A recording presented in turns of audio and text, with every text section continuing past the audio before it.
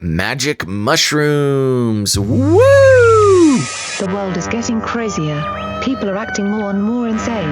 The end of the world is tomorrow. Tomorrow. There's only one thing to do when the world is falling apart. Listen to Basil and Gonzo as they discuss this week's news and events through the lens of Bible prophecy. You are listening to Canary Cry News Talk. You're listening to Canary Cry News Talk. Today is November 4th, 2020. This is episode 261. And today, Pharmakeia Votes. And you know me, I am your best buddy Basil and favorite presidential candidate. Are you conceding yet? No, I will never concede. I'm not Kanye. I'm sticking this out to the end. And this is Gonz. Welcome to the podcast where we love Jesus. We love you. We love ourselves, I guess. Hard to do for me, not for Basil. And we're trying to love our enemies as we are in the middle of the election, or at least the vote counting, which is all the rage at the moment and all the confusion as well. Hairy Legs Joe in the Twitch chat is continuing. There's some Basil birtherism that started a few weeks ago, and it's still going. Show us your birth certificate, Basil. Never! Okay. And you can't see my taxes either. Yeah, we're waiting for that. Also, so I went to bed last night, and Trump was leading in Wisconsin. Congratulations. Not everybody can say that. No. Well, yeah, that's true. I did wake up a few times for the baby, which is built into, having a baby. Oh, yeah, there you go. But when I stopped looking at the screen to, all the election stuff, Trump had the lead in Wisconsin and Michigan. And I woke up and there was a giant spike. And now they're calling Wisconsin for Biden, and Michigan they're saying is being led by Biden as well, with 99% of the votes in. And if Biden gets those two, looks like we're going to have a new president. Yeah, right. Who is it? Is it Wisconsin, where they're reporting it was 101 or 102% voting participation? Something like that. There's more people voting than are registered in the state. I don't know. That could be fake news. I just saw that on memes. Yeah, well, in Wisconsin, they're saying as of this recording, 99% reported, and Biden is less than or just about 20,000 votes ahead. Which again, it's when you look at a chart, there's like a little spike, and people are saying, "Oh, it's the mail-in ballots." And it's all confusing. It's not even a spike; it's a wall. It's straight up. It's not a V-shaped recovery. It's like it's an eye. It's just a giant eye that goes straight up. And then same thing with Michigan. Right now, as of the Google counter here, at least, it's about 70,000 votes behind. And that also I think he was like 70,000 votes ahead when I decided to stop watching. So it was like a huge flipperoo. Yeah. And people are talking on social media about there's some voter fraud stuff. Obviously, that's been the talk for a while now, but some video footage of people with suitcases bringing it into the voter counting booth in the middle of the night. I mean, this is madness, Basil. It's crazy. Yeah. We knew this was going to happen. Nothing out of the ordinary here. We've been saying it for at least a couple months that there's no possible way that this election doesn't go to the courts. Yeah. So anyways, there you go. Hopefully that brings you a little bit of peace, somebody out there. Maybe not just like in general, not that all is well with the world. Maybe not a complete sense of shalom, but just, no reason to freak out too much about the numbers right now. There is no conceivable universe in which this doesn't go to the courts. Well, if you listen to Biden's speech, he's pro-America. So, this is the first time hearing about this, Biden. Even though the three Fs, the three red flags, or the three red flags for communism, or I'm sorry, socialism, is in his logo, in the Biden logo. Yeah. It was interesting. And I don't know this, when it comes to graphs and charts, anybody can make a graph. But I saw an interesting graph, or it was like a plot graph that placed a whole bunch of politicians on a sort of 4-quadrant spectrum between libertarian, authoritarian, left and right. Mm-hmm. And Trump and Biden were pretty darn near close to each other. Really? Yeah, it's a circle. According to whoever was putting this graph together, the analysis was that Joe Biden and Trump, at least not in their policies, but in their temperament as politicians, are pretty similar. Which, I don't know. Who knows? Who cares? Big news, Gons. What's that? I don't know if you heard about this. I don't know. You make me nervous every time you set up stuff like that. Good friend of the show, Gonzo Shimura, tweeted today. He's talking about how he's a libertarian. Yeah. We finally got it from you. Yeah, well, and then I countered with, for the record, I'm not a registered libertarian. And then you came back with, no true libertarian is a registered libertarian. So I guess no true libertarian is registered for anything, anywhere. So I guess, what is it? The 500,000 people that are part of the Libertarian Party. Those are not real libertarians. No, those are just shills. Shills for small government. Yeah. No, I mean, somebody's got to be registered, but a true libertarian doesn't want to be on any sort of list. Yeah, that is a difficult thing in this country too, to be like a true, American libertarian, because you are asking to go through the process to basically, restrict the power of the government. It's like, all right, let's use the power of the government by participating in it. Participating in it. Let's just scale it back, people, Yeah. That's why we need aliens. Geez. Aliens need to show up. I'm having a mic stand emergency again. No. We'll see if it lasts through the show. Last time it was before we went on air. I think last episode your mic totally fell off, and I really wish it was on air, because it was you going, "Oh no," and then the mic just falling off. You hear it falling away. Oh no! Kind of like this election. Yeah. All right. Well, any personal news? You got the baby doing the baby thing. Baby's doing good. Yep. Yeah, that I'll just leave it there. Okay. Well, I do want to just give the news, because a lot of people have been asking, and thank you very much for being engaged in this situation, those who care.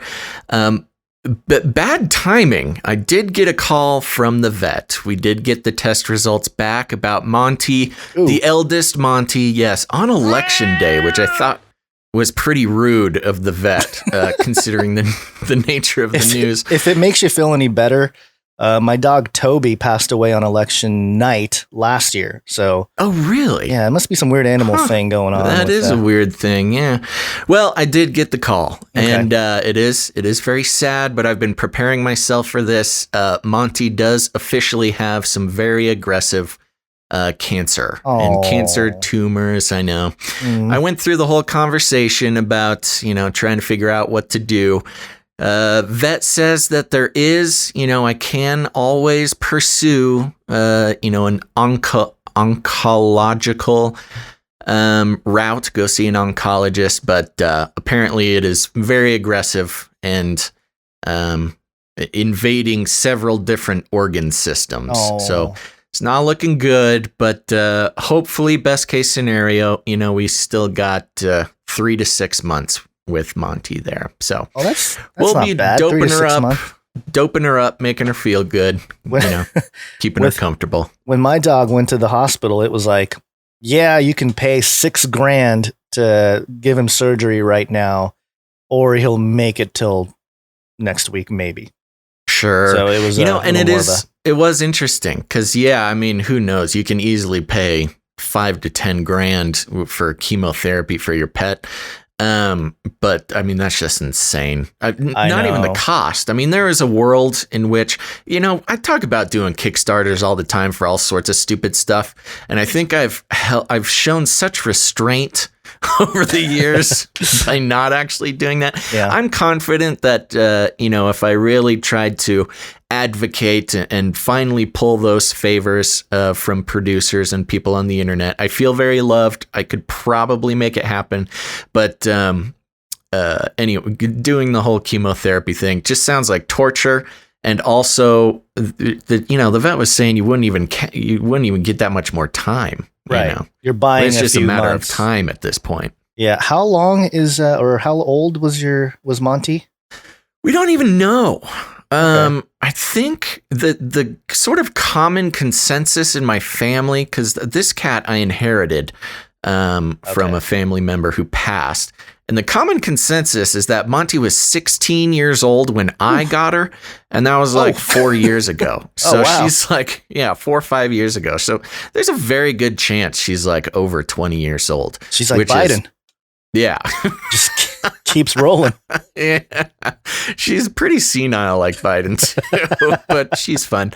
I see some people in the chat talking about cannabis oil. I have started a cannabis oil regimen, a CBD oil regimen for Monty. We'll see if that helps. She does just get pretty stoned and just lays around, so I don't know. Just in general or on the CBD? She's been a stoner for years. No, just with the CBD. I think there's like a very light THC content in the stuff that I have. Okay. Luckily, I'm in a place in the country that you can do that. And apparently, I don't know. I'm not a scientist. I'm told you need a little bit of the THC to activate the CBD or something. But I don't know. I just did what the stoner vet told me to do. Okay. All right. All right. Which kind of goes along with some of our stories here. Maybe you can move to Oregon. That's what I'm saying. It's very on theme. On theme for this episode. Yeah. All right. You wanna jump in here with the Flippy update? Let's start out with the Flippy update. Flippy update. Do you want fries with that? Okay, folks, good news, more good news on this day after official election day. Oh my gosh, every website I go to has a totally different count for presidential results. I know. I gotta stop looking. Yeah, that is a challenging thing about this whole endeavor. Yeah. Meanwhile, what am I doing here? Oh, Flippy update. A victory in the fight against the robots, Gons, coming from an unlikely source. This is businessinsider.com. The article is titled, Walmart scrapped plans to let these 6-foot-tall robots check inventory at stores after reportedly finding that it's simpler to let humans do the job. Now, it's just simpler. We don't need to get robots. For those who are new to the show, if this is your first time tuning in, let me let you know. Flippy is the colloquial name we have for the disembodied robot arms that are taking our jobs, enslaving our children, and flirting with our spouses. We use talking about Flippy as a proxy conversation to discuss and investigate the coming robot takeover and what we can and cannot do about it. Just kind of exploring how robotics are worming its way into our lives. And that's right, you heard it in the article here, or in the headline. Walmart scrapped its plans to put armed military-style robots in its stores to take inventory. Just kidding. But they are 6 feet tall, which is spooky. The article reads as such. Walmart has called off its plans to use 6-foot-tall robots from startup Bossa Nova to check inventory following a 500-store trial. Okay, I'm just going to let everybody know that slight pause there was me making a split-second decision whether to sing a Bossa Nova song or not, so you're welcome. The article continues, Walmart reportedly found that having staff check inventory was simpler and worried about how shoppers would react to the robots. That's right. You got to worry about how your Walmart shoppers are going to react to robots. The retailer planned to use machines made by California-based robotics firm Bossa Nova to scan inventory in stores and send real-time alerts to staff about stock levels, automating the task and saving the grocer money. It had trialed the robots in 500 stores and planned to push them out to a further 500, but has now pulled the plug on the scheme entirely, telling the Wall Street Journal it wanted to focus on other ideas. Other ideas. Sources familiar with the situation told the Journal Monday that the company had found different and sometimes simpler ways to check inventory. With more people ordering online, the store has more staff walking the aisle who can flag inventory problems, the sources said. But the retailer was also considering other automated ways of checking inventory, they said. Walmart U.S. Chief Executive John Furner was also worried about how shoppers would respond to seeing robots in the store. One of the sources said, all these sources saying things. Efficient inventory checks ensure retailers order new products, blah, blah, blah. We know that. Since Walmart ended the robot contract, Bossa Nova has dismissed around half of its staff. Oh my gosh. Wow, they were really counting on that Walmart contract. A source told the journal Walmart told the robotics company that the machines had not made a big enough impact on the company's revenue, the source said. Bossa Nova first began working with Walmart in 2017 when the grocer ordered 50 robots. Walmart has separately introduced robots for cleaning floors, unloading sorting items from trucks, and for picking up orders in stores. In January, the retailer unveiled AlphaBot, a robot that can pick and pack online grocery orders up to 10 times faster than humans. And in October, Walmart-owned Sam's Club announced plans to expand autonomous floor scrubbing robots to all 599 stores.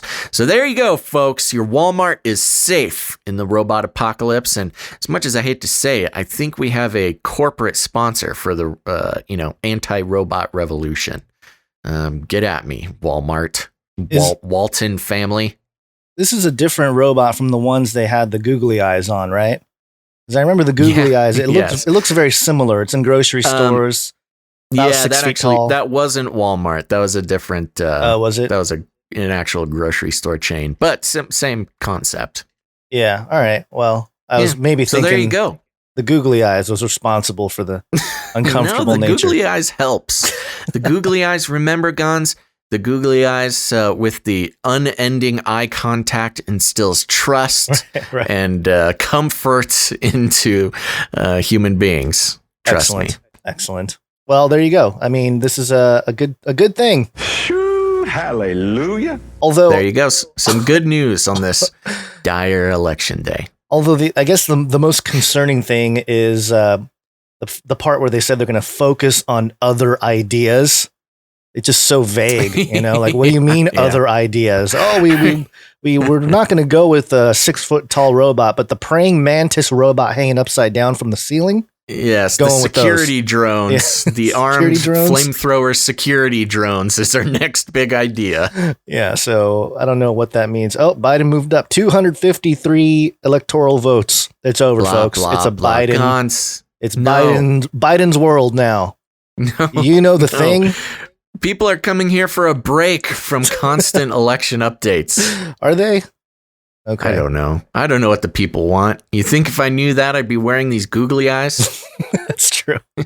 Good point. All right. Well, anything else to say about the Bossa Nova robots? Why do they actually like dance and sing to Bossa Nova? That would be very... No, I don't know. It's strange. That's the thing with these robotics companies. A lot of them sound like they're from video games. They'll be like Robotronics Incorporated or something like that. And some of them are just like Giggly Waffle robots. Just like really all over the place with these robot company names. Yeah, very true. Okay, well, we're gonna go into some updates here, and then we have a big story about Pharmakeia. But here we go, some brief updates. We interrupt this broadcast to give you a brief update. By the end of this timely interruption, you will be thoroughly updated. 33 is the number of completion of the Great War. 33 is the Illuminati dog whistle. This is actually just a screenshot that was sent by a listener, actually his wife. So Jack and his wife, thank you for sending this in. And it was basically Jack received a screenshot from Google Play Store. It looks like 33 updates available. And his wife got this. His wife did. Took the screenshot. Yeah, and send it to him, and he sent it to us. But 33 updates. So she was definitely. It says triggered 33, and little all-seeing eye drawn at the top there. So pretty good. Just realizing that it's triggering people all over. I don't want to draw any unnecessary attention to Jack and his wife, or particularly his wife. But so I apologize if I'm overstepping my bounds.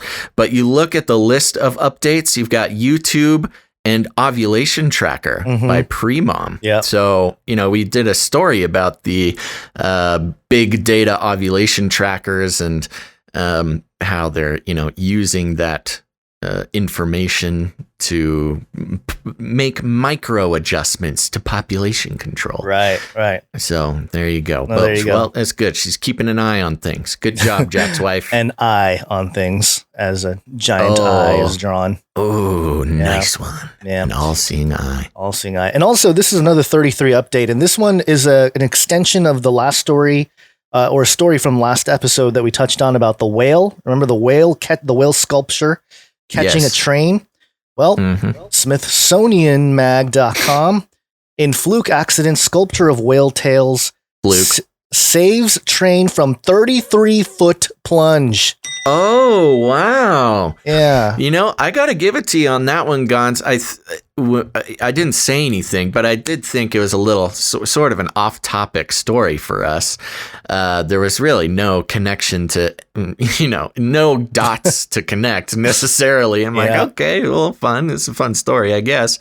But there you go. You called it even before the Illuminati connection was made. Yep. It must have been just the images. I can measure distance from the ground. Yeah, you just noticed. Yes, your subconscious measured the height. Yeah, all that early Kumon math stuff I had to go through as a child, paying off. Wow, I have no idea what that is, but I believe you. You don't know what Kumon is? Mm-mm. Oh, okay. It's like the Japanese finger counting? No. Uh-oh, somebody's going to take a screenshot of me doing the 6667. Yeah, there you go. Oh gosh, another one. Oh, you're Dang done it. for. No, it's just it's like an extracurricular math institution, I guess, where you can go in and learn more math at a young age. Because of course the standard American education system a little behind on the math there. So you want to keep up with the world, you go to Kumon. Okay. At least the Japanese kids do. Have you seen those videos of the finger counting kids? Yes, they'll do like long division on their fingers. I think we showed it on either the numbers episode or something. I remember talking about it on air. So, they're able to calculate things really, really fast using their fingers and stuff. All these kids around crazy. the world. They'll do like long division and like 6-digit multiplication things, all using their fingers. Yeah. Very interesting. Smart kids. Okay, what's next? Next up. This is something for people to do research on if they want to. Look it up.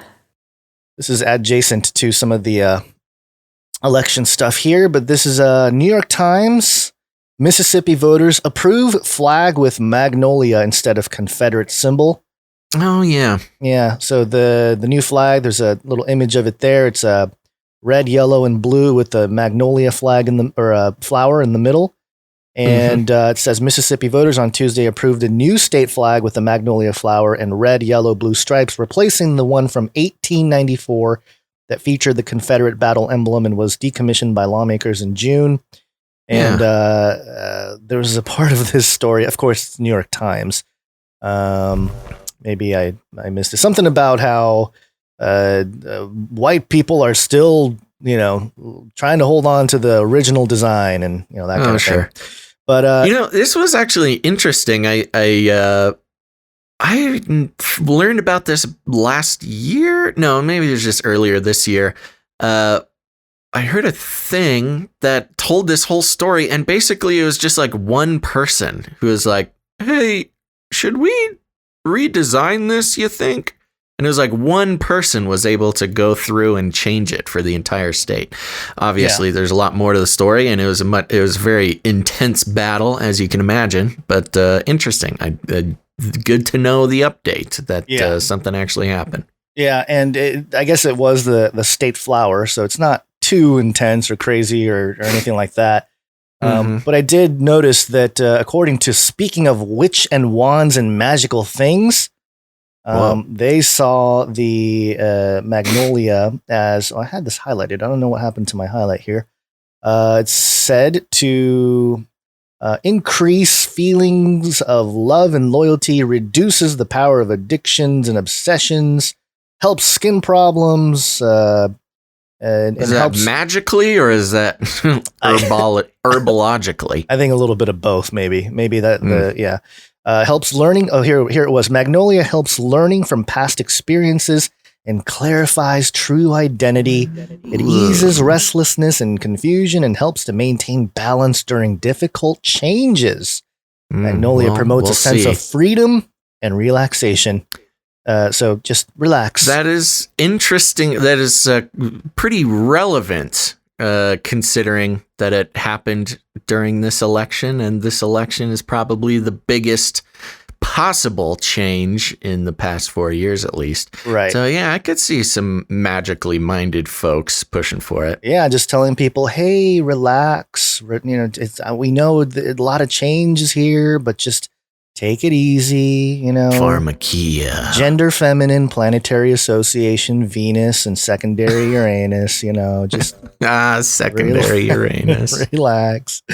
Okay, so there you go. That's just peripheral stuff from the election. Although this one I thought was an interesting little story here. Science is truth. Which is not a scientific statement. Wired.com. A super sensitive dark matter search yields strange results. And no kidding. No kidding. And this giant sensor thing that they have on the picture looks like a huge shower head. Do you see what I'm looking at with all the little sensors there? Yeah. Or like a faucet thing. Yeah, okay. But it says here, the physicists who run the world's most sensitive experimental search for dark matter have seen something strange. They have uncovered an unexpected excess of events inside their detector that could fit the profile of a hypothetical dark matter particle called an axion.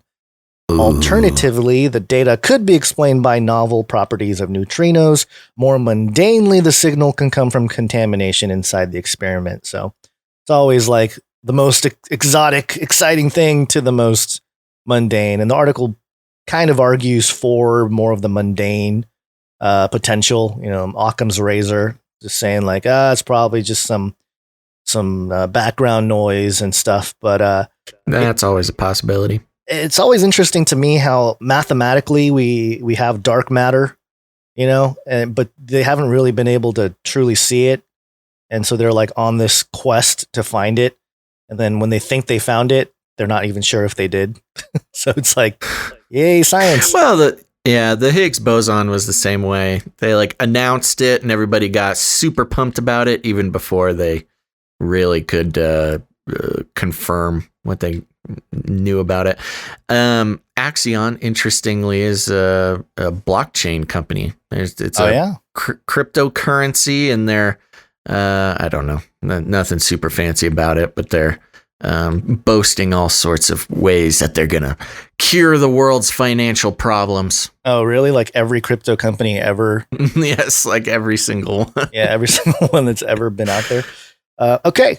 And we got one more quick update here, which is more of a space thing. What happened to my space thing? There it is. Space. Aliens. This is usatoday.com. Radio bursts detected from within our own Milky Way galaxy for first time. Ooh. Yeah, the story highlights here. It has been I think it was a typo here. It had been a mystery. Oh, no. It had been a mystery as to what objects could possibly produce such brief, though brilliant, radio bursts. It appears the radio pulses were produced by a magnetar, a type of neutron star with a hugely powerful magnetic field. The findings were published Wednesday. I know. The findings were published Wednesday in a series of studies in a peer-reviewed British journal, Nature. And so we've heard about the fast radio bursts coming from very, very far away, allegedly. But now they've found him within our own Milky Way galaxy. So we'll find out if it's aliens or if it's a magnetar. Yeah, so we've got a Martian with a walkie-talkie or something. Yeah. And it's interesting that the magnetar that produced the bursts is an estimated 32,000 light years from Earth. So God. Close to 33. Maybe they're just, they're not quite sure. They're waiting. Yeah, they're waiting. Estimated. So, why is it always an estimate? How come, if they're so accurate about this stuff, how come they can't give us like an exact? Because they're not. Because they're not so accurate about it. Okay. Well, yeah. Science is truth. But science. Yeah, I think I can see Tsoukalos saying, "Oh, aliens! It's aliens for sure this time, and they're getting closer." With the radio bursts, every time it's getting closer. Yeah. Okay, I get it. Cool. We get about one of these every 2 weeks. We do. That's good to know. We do. Briefly, before we move on here, if you are viewing us live, you will see a little QR code on the top right of our little screen here. And that is actually a QR code that you can scan. It'll take you right to your PayPal app. And it allows you to support us in a much quicker manner if you are... An easy way to become a producer of the show will be thanking our very short list of producers. We had some come later on in the show. What? Yeah, we had some come in the last few minutes. Yeah, actually, I want to give a shout out to Kyle Sport in the Twitch chat. He said, I like how you guys put up the QR code. Just made a donation. Give it a shot. All right. Thank you very much, Kyle Sport. Appreciate it. Well, thank you again later on in the show. But just a clarification, it's not just a donation. You are now a producer of the show, and we'll be thanking you and other producers later on in the show. You've got about a half hour or 45 minutes. Very, very short list of producers today. So if you want to jump in at the last second, become a producer of the show, the executive producer spot is still open for anybody who's wanting to get in there and get some shout outs and help us keep going. Now's your chance. And you got that fun little QR code. Speaking of QR codes, Gonz, I don't know if we've talked about this before or not, but when QR codes first came out and you needed a special QR code reader and, a separate app and all this, QR codes almost died entirely because they were so inconvenient. And I was very passionate about trying to destroy QR codes because they were so stupid. But now basically every smartphone has a QR code reader built right into your camera. Right. So if you've never used one before, all you got to do is just point your camera at the QR code. It'll automatically read it, and it'll just give you a little option. You click on the option and it'll take you to a place. So they really perfected the system. I'm now back on board with QR codes. Yeah, until they force you to tattoo a QR code on your right hand.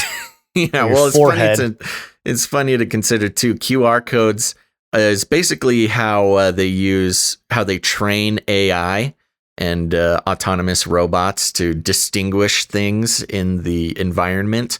So, if you have the right QR code on your shirt, the robot will, consider you. You can have the QR code for, I'm your mama. I'm your mommy robot. Do as I say. Something like that. Yeah. Okay, let's keep going with the show. Let's get into our main story.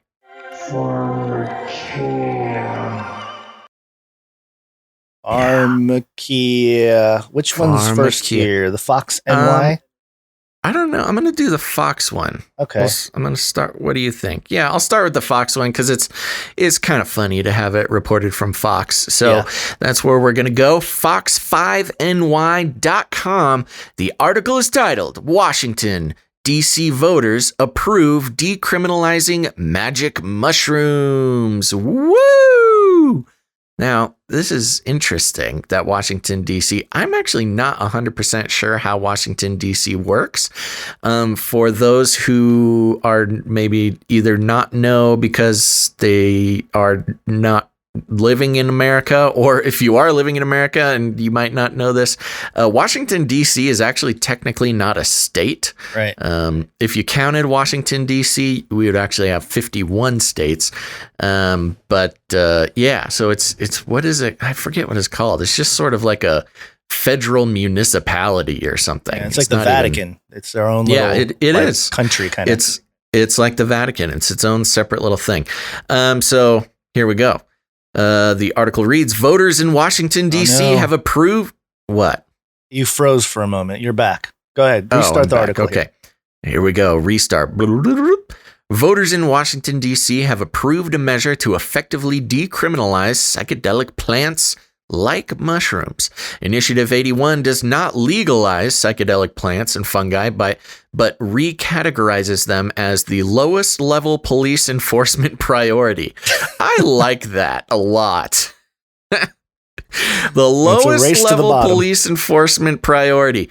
And this is the way that they did it with marijuana back in the sort of early aughts when they started decriminalizing. Yeah. And there's a lot of good reasons for that. I'll get into it later on, though. The measure would not allow commercial sales of the so-called magic mushrooms, but prosecutors would be encouraged to drop cases related to them. Activists weathered the challenges of the pandemic to push the legislation onto the ballot. Their messaging focused heavily on psychedelics, medical usages. They say psychedelics can be deployed to treat depression, trauma, and addiction. Denver became the first U.S. city to pass an initiative in May 2019, with the California cities of Oakland and Santa Cruz following suit. Of course, so Santa Cruz. Those fellas up there. Those crazies. And then I'm going to keep going here over on OregonLive.com. Or Oregon Live. Who knows? English is a hard language. Article is titled, Oregon becomes first state to legalize psychedelic mushrooms. So this is taking it one step further from Washington, D.C. Oregon will become the first state in the county to legalize psilocybin Tuesday with the passage of Measure 109. Measure 109 was passing by 56.12% Tuesday at 8:50 p.m. with a lot of votes, almost 2 million votes. Multiple cities have decriminalized the substance, but Oregon will become the first to permit supervised use statewide if that majority holds. Supervised use. What does that mean? The measure, backed by Chief Petitioner's wife and husband. What? Backed by Chief Petitioner's wife and husband, Sherry and Thomas Eckert of Beaverton. What?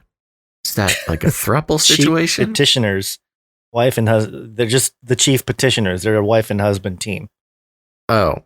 Yeah. Oh. They led the petition. Got it. Yeah. Not chief petitioners. The chief petitioners is a polygamist and has a wife and a husband. Okay. No. That's, no. Okay, I don't think anyway. I get it. The measure backed by chief petitioners. Okay, was oh my gosh, wife and husband team Sherry and Thomas Eckert of Beaverton will allow regulated use of psychedelic mushrooms in a therapeutic setting. You can't blame me though, Oregon. That would not be a surprise if there was a throuple in government there. Yeah. It creates a 2-year period during which regulatory details will be worked out, including what qualifications are required of therapists overseeing its use.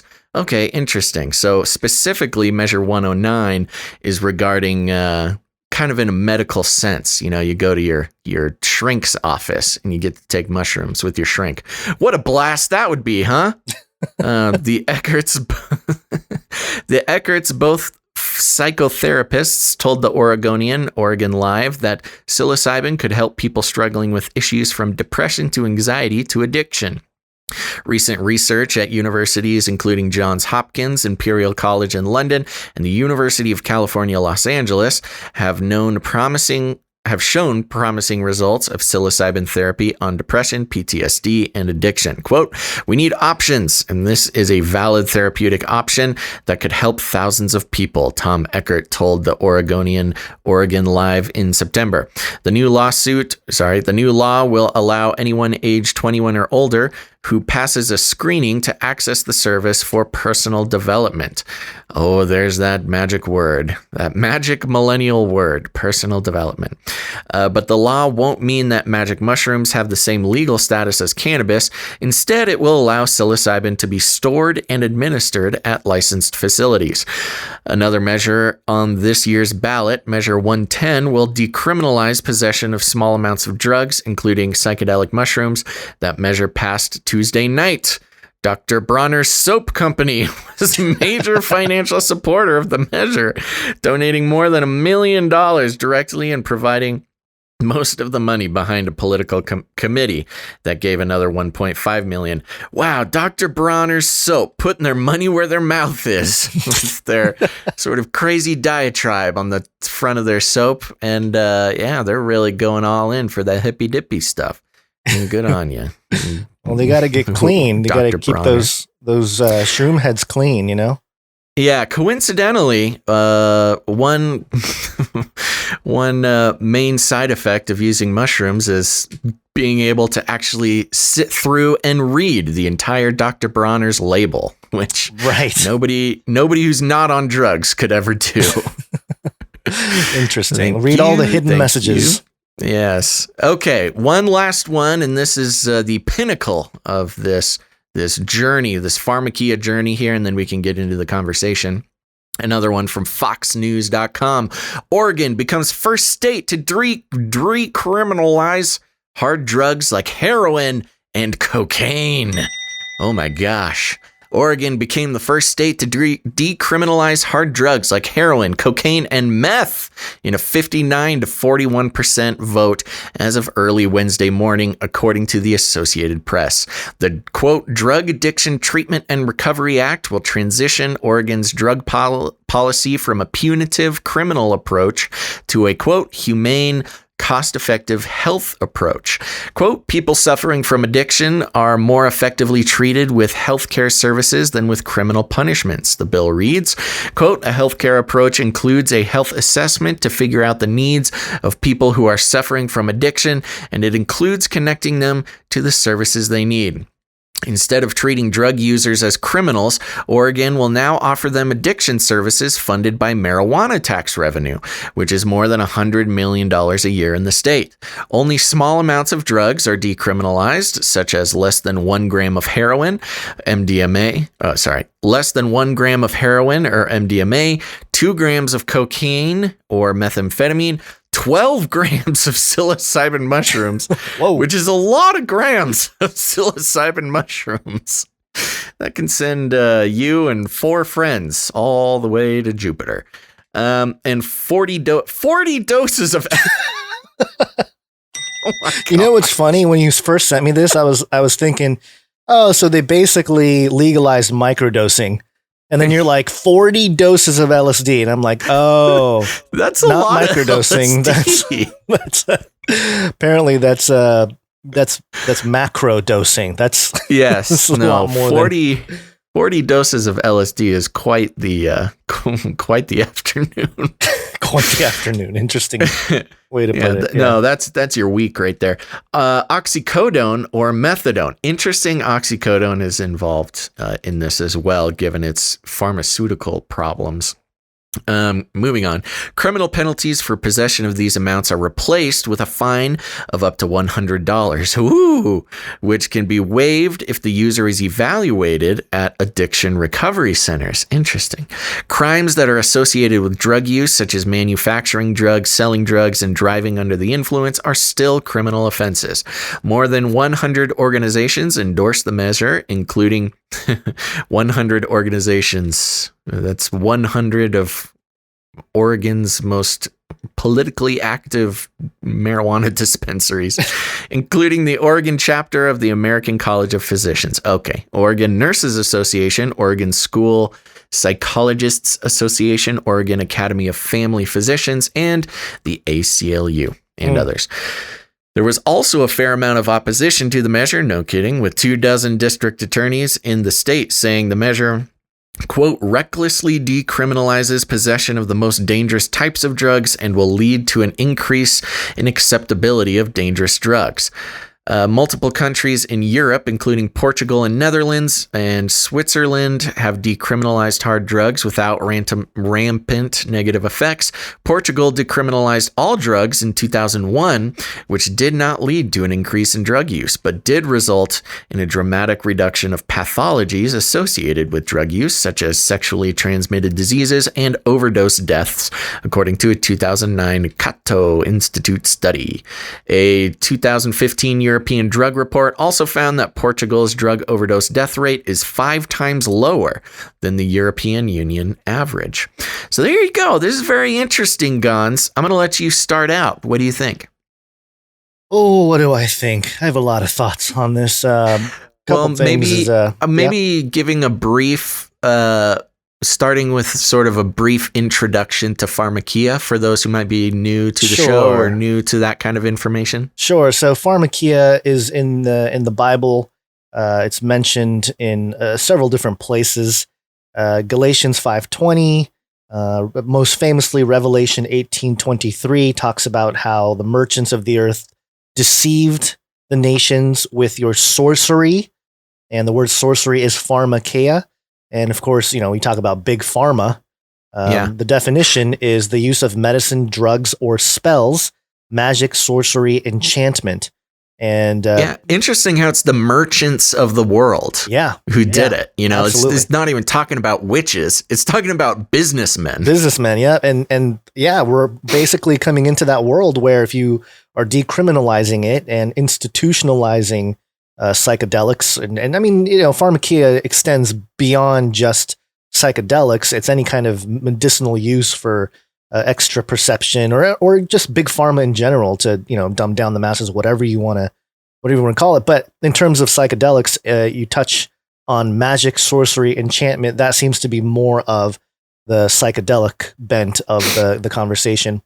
So that's where it starts here, and there's been a lot of great research done in the past with just the connection. I noticed somebody in the chat mention how some people believe Jesus was a mushroom, or at least the people who. Interesting conversation going on right now with that new book, The Immortality Key, that explores alleged. Consistent use of magic mushrooms by early Christians. Right. Well, it all stems back to a book from 1970. It's called The Sacred Mushroom and the Cross, a study of the nature of origins of Christianity within the fertility cults of the ancient Near East.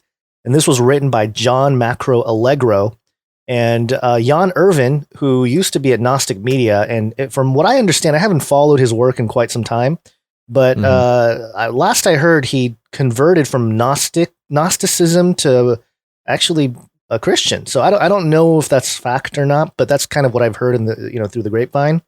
But he actually did some fantastic work exposing John Allegro and his ties to the CIA and the entire drug, sex, rock and roll movement of the 60s being a part of MK Ultra and part of the CIA experiment to control society, basically.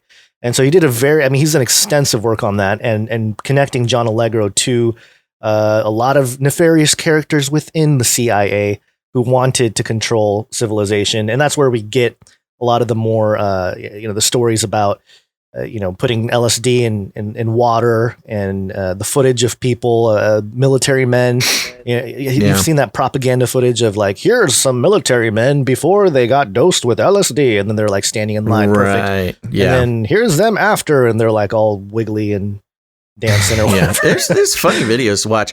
Real quick, don't lose your thought. Sure. I do want to mention streams. Well, yeah, Streams in the Desert said 12 grams of mushrooms isn't that much.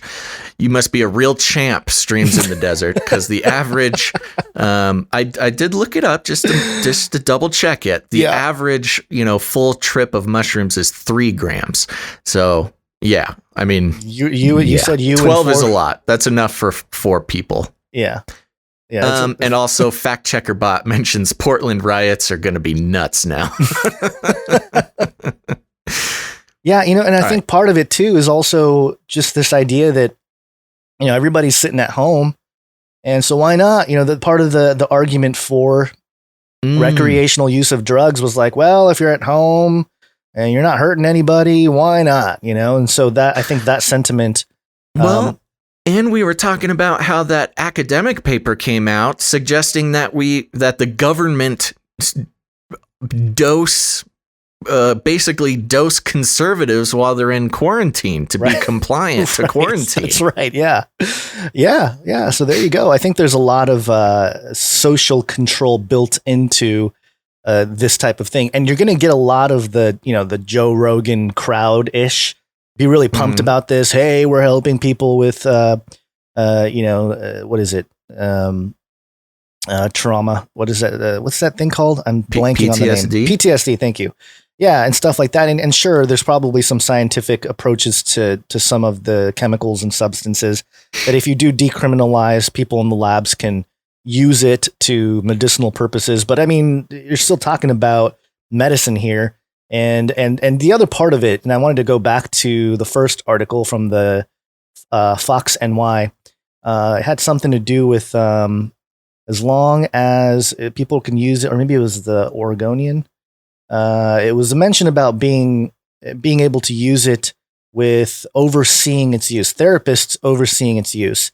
And I can't imagine how this isn't going towards like a Flippy robot rebellion, or not rebellion, robot, babysitter type of situation where it's like, oh, you don't have anybody to watch over your drug trip. Why don't we get some robots to assist you to make sure you're, being able to go to the restroom and whatever else. That could be a whole different robot industry of like, not just drug dispensing, but also, being able to help you out. So that's just something that came across my mind. But overall, I think this plays into the Revelation 18, and you mentioned it, the merchants of the earth, deceiving the world with sorcery, that type of, or at least culturally moving in that direction.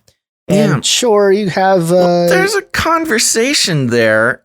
I mean, I'm going to get into my thoughts about it in a second, but that merchants of the earth thing using Pharmakeia to deceive everybody, that seems like a really specific thing to talk about. I mean, look, I'm not here saying anybody should or whatever, go do drugs. That's not what I'm saying. What I'm saying is, in that passage specifically, the thing that worries me the most is the merchants of the world part. Right. Using Pharmakeia to deceive the world. Which is it's not unlike what we read about in the book of Enoch, where the Watchers taught enchantments in the cutting of the root. And it was part and part with, teaching women to wear makeup, and it's like an ayahuasca thing. Yeah, an ayahuasca thing. And just the whole idea of being able to sort of peer into the other side.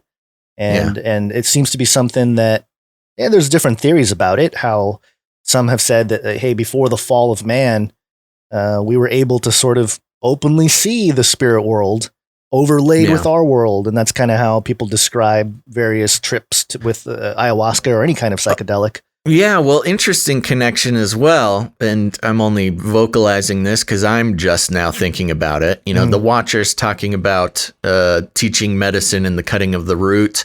Cutting of the root, I don't know what exactly they meant, but ayahuasca, I believe, is a root-based thing. I could be wrong. Maybe it's bark. I don't know.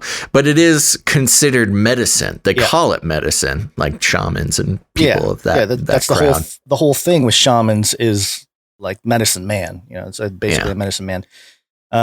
And the other part, if you do want to get into some research, I'm trying to find the name of the book because I have it here in a list. There was some research done by a doctor in New Mexico over the last few years, and I have a long list of books here, so I'm trying to find The name, okay, Dr. Rick Strassman. We've covered it. I've covered it in the past several years ago, but it's worth mentioning again. There's a book called DMT, the Spirit Molecule. And he basically, it's one of the only like official DMT studies that have been done in like a laboratory setting type of thing on people, not just like the chemical, but like the effects it has on people. And he found that there's a lot of shared experiences of entities and stuff, and there's a lot of like people having unpleasant experiences from entities. And they even had to have like a help group of people that were like abused by them and stuff, and other factors that suggest that perhaps these aren't like individual mind experiences of like, one person takes some DMT and they see some entity. Talk about how everybody kind of sees the same thing. The shared entities and remembering their names and various strange things that would suggest that there's more than just an individually shaped thing. And I believe Dr. Strassman wrote a second book that kind of in line with the John Allegra stuff, was basically saying that he was basically making the connection with a lot of the visions that were seen by the prophets, and specifically he goes into Ezekiel. The biblical visions, more specifically, seem to have a very similar description to what a lot of his subjects in his research explained with what they were seeing. And so, again, I think there's something there in terms of a spirit world and being able to peer into it. DMT and the Soul of Prophecy is the second book that was written by Dr. Rick Strassman that touches that. He documents, and Rick Strassman is he approaches it as objectively as possible. He's not saying that everybody on the Bible was on mushrooms or anything like that. He's just saying, here's the data in terms of what he researched and all the people that he came in contact with. And this, the closest thing that I've read in ancient literature is a lot of the visions in the Bible. And so just interesting things to consider. And that's DMT specifically. We're talking, this magic mushrooms is a different substance, but it all kind of falls under the Pharmakeia heading, I think. And, LSD as well, MDMA. But not surprising if you really want to go down that rabbit trail of the connection with Gordon Wasson, who was the chairman for the Council on Foreign Relations. And he was part of vice president of public relations for JP Morgan Bank. And I think he was the one that had sent letters back and forth with John Allegro.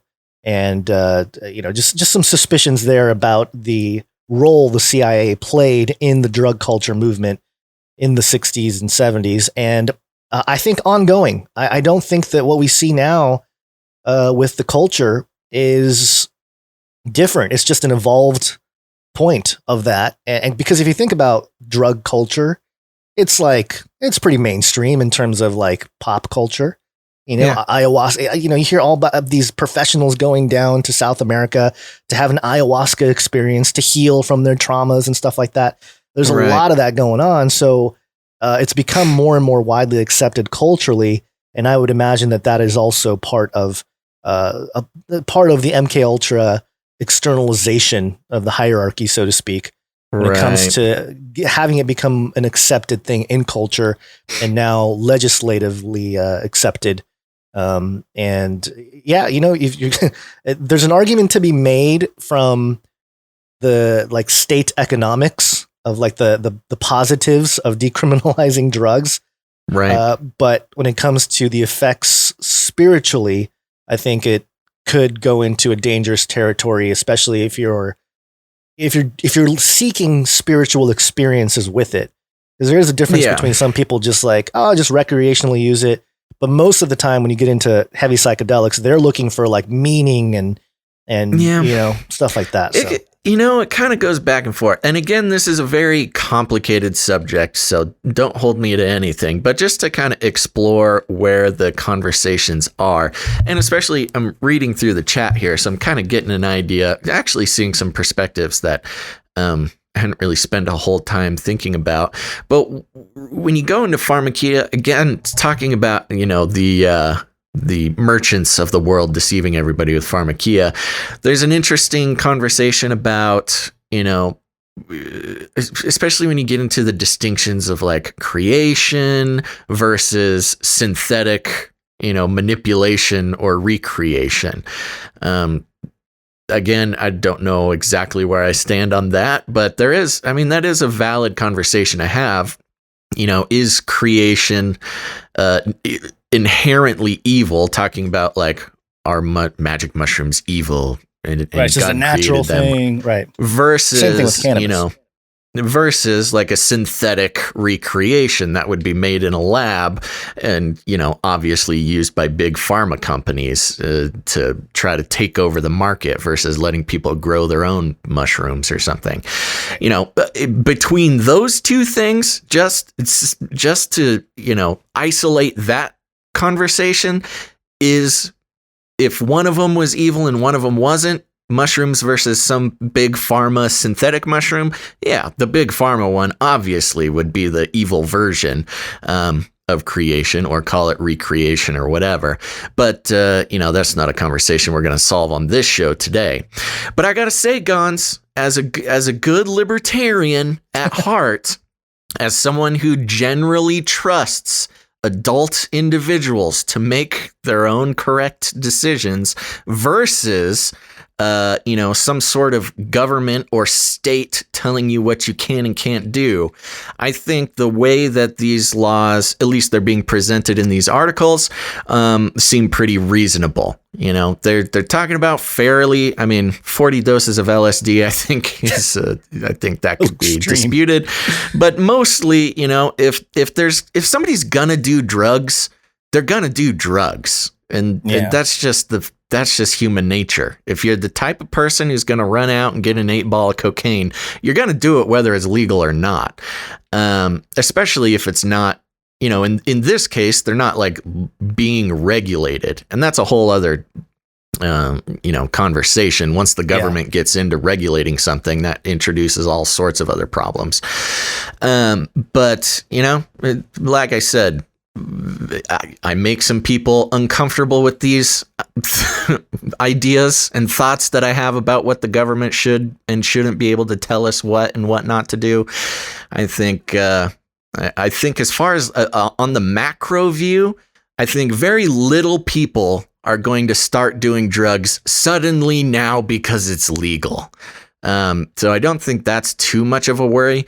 Now, I do want to recognize that this can be a really, really contentious area for people because, of course, a lot of people have sons and daughters and mothers and fathers who have had really big problems with lots of different kinds of drugs, whether it be heroin or meth. There's a huge heroin and huge meth problem in this country. And so, there may be some people who feel pretty strongly about keeping those things illegal because maybe it took a family member, whether physically or even just relationally. And so I want to just put it out there ahead of time that, I'm actually quite sensitive to that. But as far as, ideologically, these types of laws coming out, decriminalizing substances, I generally, for better or for worse, will trust, right-minded adult Americans to make their decisions. And you don't need a police officer, kicking in your door because you participated in something, whether or not you should or shouldn't be doing it. Again, I would say generally stay away from most things that, will put you out of your mind. But at the same time, there's, the war on drugs is predicated on making these things criminal offenses. And the war on drugs being one of the biggest contributors to the, America having the highest imprisonment rate in the world. Right. Yeah.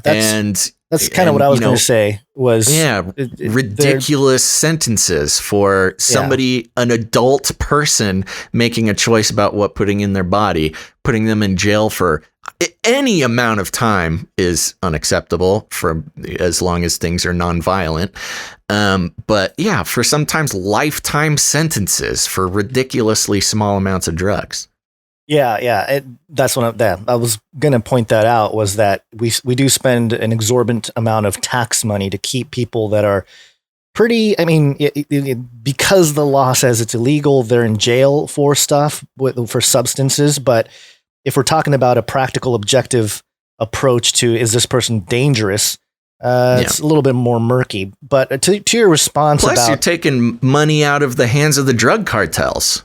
Yeah, that's the other argument. The street price goes down once it's legal because, your general business theory, drug dealers are taking less risk, and so prices go down, which takes cash out of, drug dealers in the hands of international drug cartels. Yeah, absolutely. And I will say, to the conversation about whether or not the natural versus the laboratory creation. In general, I point to Romans 8 here, where it says, starting at verse 18, I consider that our present sufferings are not comparable to the glory that will be revealed in us. The creation awaits an eager expectation for the revelation of the sons of God. For the creation was subjected to futility, not by its own will, but because of the one who subjected it, in hope that the creation itself will be set free from its bondage to decay and brought into the glorious freedom of the children of God. We know that the whole creation has been groaning together in the pains of childbirth until this present time. So in general, I'm not going to go as far as to say, like a lot of the Gnostics do, that like all creation is evil. Creation, physical reality is evil. That's not really the point here. But the idea that creation itself is in bondage would speak into how even the naturally occurring plants and substances like mushrooms would be subject to that decay, and maybe something that we shouldn't necessarily be messing around with in terms of. That's a great point. Just so I can agree with you real quick, there's in obviously sort of new agey thought systems, but also a lot of, Christian thought systems, creation is kind of considered to be perfect. And I don't think it's a situation where creation is either perfect or imperfect. I think, like human beings as creation, it can kind of go a lot of ways. Yeah. So I think it is a little dangerous to kind of like fully say that creation is perfect or isn't perfect or is evil. And that's something I'm actually glad you mentioned, because a lot of people like to throw around the term Gnostic and like, oh, that's Gnostic. You're Gnostic. Yeah. Oh, that's a Gnostic thing. Right. I mean, and a lot of people don't know the actual consideration that the flesh is like pure evil is actually of Gnostic origin. Yeah. The idea that your body and your flesh is evil is not necessarily fully I don't know what you would say on an Orthodox Christian idea. I've heard a lot. That was actually the very basis of Gnostic belief, which is something that I see, and I don't mean to single out a certain group of believers out there, but I will just say it. A lot of the more charismatic types will mention, "Oh, that's fleshly thinking," and you think, "Oh, it must be bad because it's fleshly," and that itself that's what you're talking about, right? Like the whole idea that just because something is fleshly means it's evil, right? But it's not necessarily as simple as that. It's a little more complicated. And to be more specific, the Gnostic idea is that everything of spirit is good, and everything of matter, including, when you say the worldliness, as inherently a bad thing. Now, again, I get it. This is a sensitive topic. People who aren't putting in the time to kind of understand me are going to get mad at me. But the point is the sort of black and white nature of all spirit good, all matter bad is, inherently of Gnostic origin. Yeah, I mean, the Bible talks about the spirit of Antichrist, which means there is a spirit that's out there that is deceiving people, and also the Holy Spirit. So yeah, of course, it's a challenging conversation, but yeah, I think people like to label things and put them into boxes that they feel comfortable with, and then they run with it. Especially something like calling something Gnostic, because most people don't actually know what that means. Yeah, I know. I mean, and not a count against them. There's calling something Gnostic could mean dozens of different things. I know. Yeah, it could be the Gnosticism from ancient times to more of a general definition of gnosis.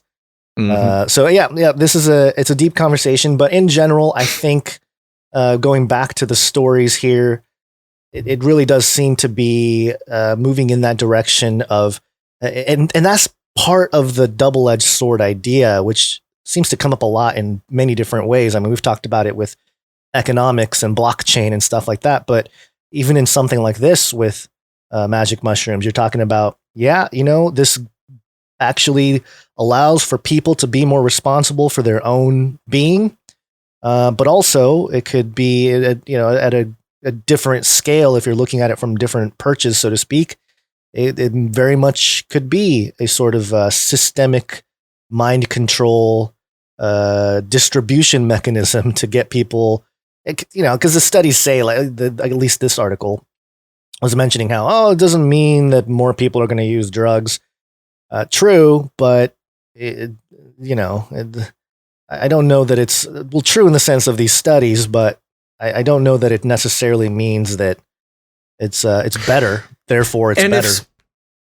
And if somebody does have an issue, a PTSD thing or depression or something like that, I hope they do get some help. I mean, I hope they find Jesus as well. But if it's especially in this clinical setting they're talking about, I do hope people are helped. But this type of topic gets really confused. And there's not confusing, but just subtle, very subtle. Right, lots of subtleties. Obstacle course. And there, even with any kind of psychological trauma, there are ways to approach it, sober-minded, if you want to use that word, or if you just want to pump someone full of substances to try to, I tend to think that a lot of the substance use is a kind of a crutch situation. If you're trying to use it apart from like a recreational, even the recreational stuff, if you really dig down, there's something else going on there. Well, yeah, I find that's actually an interesting distinction for you to make, because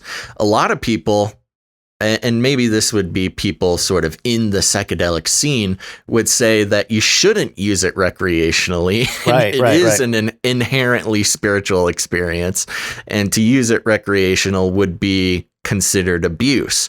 Yeah. But I do understand your, the way you're bringing it up, where, recreation is one thing, but can possibly get into some dangerous territory using it for strictly spiritual purposes. That's actually a very interesting sort of zigzag that I hadn't thought about. And I think if you look at alcohol, it's really the model here. Totes. If you look at the history of alcohol, and they're called spirits, there's something there too. It changes people's personalities. You definitely are not sober-minded under the influence of alcohol. So, and the legality surrounding it, the financial, economic impact of it. So this is something to keep an eye on. But I think it was one of those topics that was not going to be discussed a whole lot during this election cycle, or at least during these elections, because of the chaos with just who's going to be our rulers coming up here in a few months. But also the people that have been talking about it, for the most part, if you're talking about like fringy, truthy type of folk, it's going to come more, or like I guess you can call quote unquote woke folk.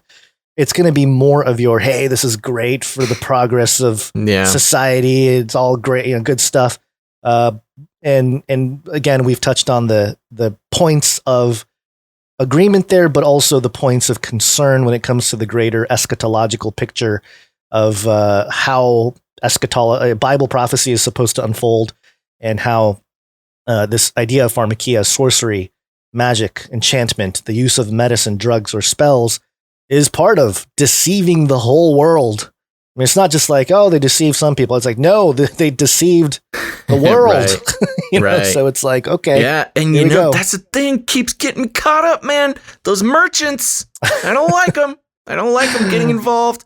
And yeah, I think to close it out so we can move on, I would say for me, I will make a very pinpointed statement, which is politically, on a strictly political level. I'm actually, I like it when the government doesn't get to tell us what to do. Every little step towards that makes me feel a little bit freer. America, baby. Again, let's using the political process to tell the government that you can't do something in our lives. We're just one big, people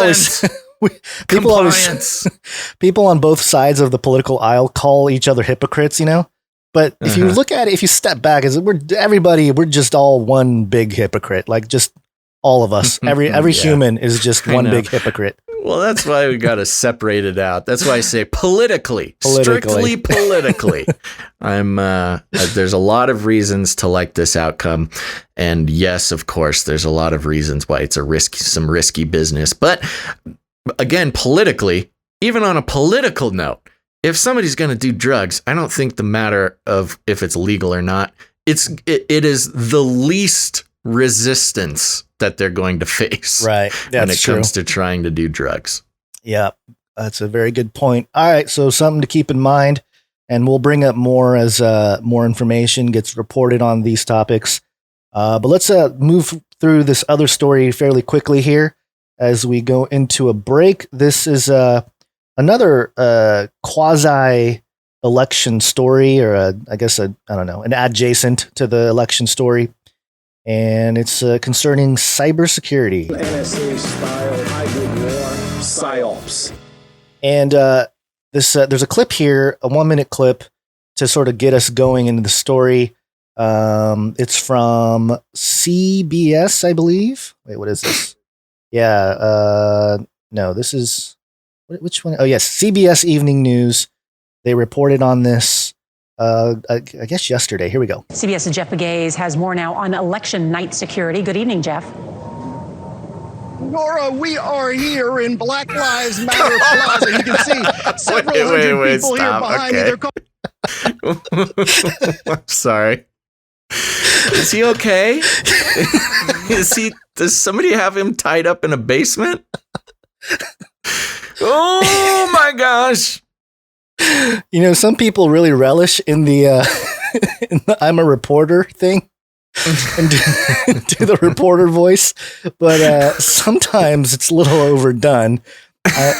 Maybe he needs some laxatives. I don't know what's going on here. Something is wrong. I'm sorry. Okay. Maybe he's on some Pharmakeia. Just because of his voice, or does he have a story we actually need to listen to? He has a story. Okay. I wasn't prepared. I'm prepared now. I can make it through.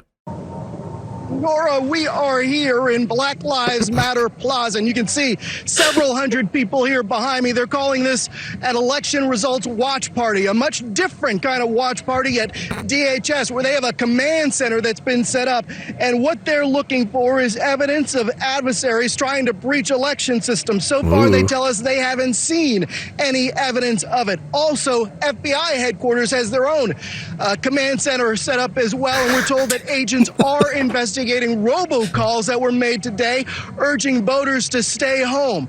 There is no finally they're investigating robocalls. That's what our sources are telling us. However, what we're seeing across the country is a heavy police presence in cities across America, including here in Washington, D.C. And right over here, you can see these businesses all boarded up, Nora, just in case.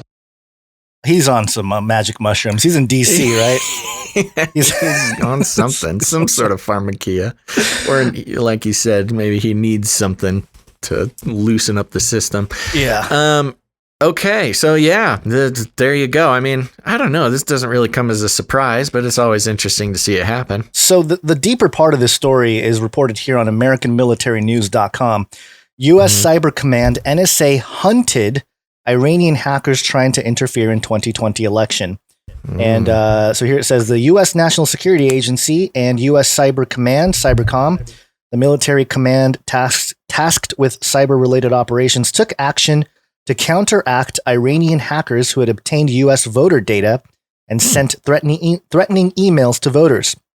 Voice of America reporter Jeff Selden tweeted, "New U.S. Cybercom hit back at Iran following its disinformation intimidation email campaign late last month using hacked voter registration data. Cybercom Director NSA General Paul Nakasone revealed the op in briefing with a small group of reporters. In another tweet, Selden said both at U.S. Cybercom and NSA Gov out, quote, hunting forward to eliminate election 2020 threats per Cybercom's General Paul Nakasone. Ooh, hunting forward. Yeah, hunting forward appears to refer to hunt forward operations, a type of cybersecurity action recently described by Cybercom as an effort to identify and preemptively stop cyber attacks. CNN reported a U.S. official told them on Tuesday that the NSA and Cybercom had taken action within the last 2 weeks against Iranian hackers working for the Islamic Revolutionary Guard Corps in response to election interference efforts observed by U.S. officials. The official provided few details for what actions the NSA and Cybercom took against the Iranian hackers, but CNN reported the actions came in response to Iranian hackers who last month posed as members of the right-wing Proud Boys group and sent threatening emails to American voters. The Washington Post similarly reported Tuesday that the NSA and Cybercom had taken action against Iranian hackers after they posed as members of the right-wing group in the U.S. and sent threatening emails to voters. Posed as the members of the right-wing group. Yeah, so I guess, made it seem like the Proud Boys are threatening, people to vote or stay home. Oh, that's not going to make the Proud Boys very happy. No. General Paul Nakasone, who leads both the NSA and Cybercom, did not provide specific details about the U.S. cyber operations when asked for comment by CNN or Washington Post, but he told the Washington Post he was, quote, very confident in actions his team had taken against adversaries, quote, over the past several weeks and the past several months to make sure that they're not going to interfere in our elections. Nakasone said the NSA had been monitoring Iranian actions for some time and his team was not surprised by Iran's actions. Quote, we had a very, very good bead on what a number of actors were trying to do, he said. Quote, we provided early warning and followed them very closely. We weren't surprised by their actions. On Monday, the New York Times also reported the Cybercom hunt forward operations, yada, yada, yada. So it goes on here. U.S. Director of National Intelligence John Ratcliffe described the Iranian election interference efforts in a press conference shortly after reports first emerged of the voter intimidation emails. Ratcliffe said the Iranian efforts meant to intimidate voters, incite social unrest, and damage President Trump. Nakasone told the Washington Post that the levels of foreign election interference appeared lower than they did during the 2018 U.S. midterm elections. Nakasone said, quote, I just don't see the levels that we had seen in 2018, or they're just better at hiding it. CNN also reported that, so I mean, there's not much more to say about that. This is the end of the article here, but leaning heavily on CNN and Washington Post on their resourcing here for the military news here. But, this is interesting. Iran being the main culprit of the cyber attacks, because as you know, it's not easy to pinpoint exactly who are conducting cyber attacks as part of the nature of cyber attacks in general, unless they, say like, hey, here we are, we're here, we're the Iranian coalition of whatever. We're here to attack the U.S. elections. Not to mention how much of the U.S. has meddled with other elections around the world. Tons. And in terms of cyber as well, I'm sure it's every year. Every year there's a leadership election around the world. And yes, the CIA is involved in all of them. Yeah. So there's that. And there's also something interesting here economically tied to this. Which this is from BitcoinMagazine.com. This is a couple days, I guess. No, it's from today. Is Iran becoming a Bitcoin nation? Late last month, Iran Daily, the official newspaper for the country's government, reported that the administration had amended its cryptocurrency legislation to make digital assets, quote, exclusively used for funding imports at a time of increased pressure on the country's normal use of hard currencies. In practice, this means that Bitcoin and other cryptocurrencies are mined officially under government oversight, will have to be supplied directly to the central bank of Iran. Whoa. Within an authorized limit based partially on the amount of subsidized energy that the miner uses. So this is the first time a central bank of the world has declared that they're, using Bitcoin, mining Bitcoin. And did you see the Bitcoin price today, Basil? I saw it hit 14 at one point. It's breaking through $14,000. It's $14,118 as we record this now. But wow. It's very interesting that there seems to be an economic attack on the dollar, and that's kind of if there was a concern in terms of if you're going to think politically, the Biden presidency would likely mean a sort of destruction of the U.S. dollar, which for good or for bad is going to be part and part with a sort of global one world currency, digital one world currency direction of things to come.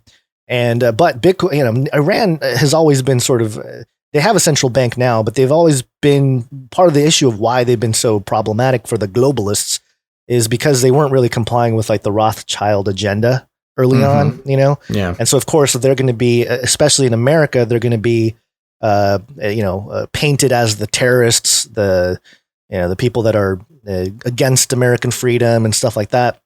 And so just something to keep an eye on here as the cyber attack front in these elections is, it's such a different world, as we debate, election or voter fraud and mail-in voting.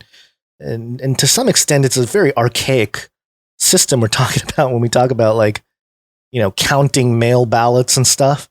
Right. When we have systems already for a while now that can make the process much more transparent and robust. If you really want to talk about a true, honest way to record things or count votes, there's a much better way to do it. But, that means that also means we're going digital, and people don't like digital because all digital is evil, and all digital is mark of the beast. That there's that angle of things that people have too. So I know it's not a difficult or an easy transition, but I have a question for you, Gonz. Sure. I might dip sort of theologically. Mm-hmm. We know that, one world currency is so it is written and so it shall be. Mm. I mean, is there a spiritual reason now to not participate in the one world currency? Now, given I understand the concept that, in theory, with the mark of the beast tied in, you don't want to accept the mark of the beast. But barring participation in mark of the beast, with a one world currency, I mean, is that something that people should stay away from for a spiritual reason? Or are we now committing to be, taking a vow of poverty because we can't own, Bitcoin? If somebody believes Bitcoin is the one world currency, I mean, is that not to be touched? Well, here is the ongoing debate, discussion, largely in-house discussion for believers, especially those on the fringes, like us, who look at Bible prophecy and who are seeing the clear signs of technology that would usher in a sort of mark of the beast system. The Bible isn't like super clear that there's going to be a one world currency. It's not necessarily, there's nothing that says like the world will operate under one currency. But the conversation takes place because of, like you mentioned, the mark of the beast passages, and you can't buy or sell without it. When you talk about buying or selling and the permission of buying or selling based on a mark or an allegiance to a figure, then you're talking about more than likely a type of currency that has to be approved by that authoritarian, leader or leadership. But I think this is where we have to really. I think that's a good point, actually.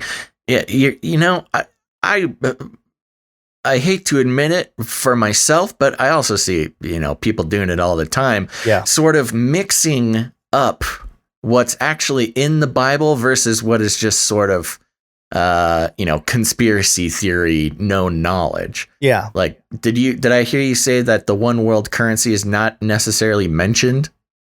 Well, yeah, there's nothing that says the world will be under one currency. Right. Because again, it's more of an idea. And this is why I've always said, like, people have always, mentioned like, hey, we're going cashless, and everyone talks about cashless is bad, Yeah. And that's not necessarily, the Bible doesn't say, and then everything will be cashless, and then the Antichrist will get you. Not only does it not say that, but if you really want to dig down, if you really want to step back for a moment and think about things critically, what is our paper money? What is our cash? A lot of our cash is already digital, for one. A lot of the cash people use on a day-to-day basis is already digital. It depends on what kind of infrastructure is behind that digital, and we've talked about that as well. But when you talk about fiat means it's decreed by an authority, by government. So, and the dollar is a fiat currency. And so the government says $1, and I've mentioned, and I've used this as an example. Take a dollar bill, look on the back of it. You got the pyramid, the all-seeing eye. It's all there, right? So people say, "Oh, Bitcoin is the mark of, it's the beast system," and it's like, hey, we've been under this financial beast system for a much longer time, and you just look on the dollar bill; it's right there. But the other point of the conversation here is what determines the difference between a piece of paper that says 1 and a piece of paper that says 100. The only difference is we as a society have decided that a piece of paper that says 100 is worth $100 as opposed to a piece of... have decided. Our leaders have decided for us, and we agree, yeah. But it does take our consent, our consent to abide by those rules. Because if, the government can say whatever, but if the people are like, yeah, no, then it won't matter what the government says, at least in this country, until Biden tells us what to do, then we'll all listen. But in general, when you look at paper money with cash, we're just compliant to the government telling us that, hey, piece of paper that says 100 is $100. Piece of paper that says 1 is $1, and we will trade accordingly. And currency itself is just a medium of exchange. You talk about the tulip thing. People use tulips to trade, and there's all kinds of stuff that have been used as currency.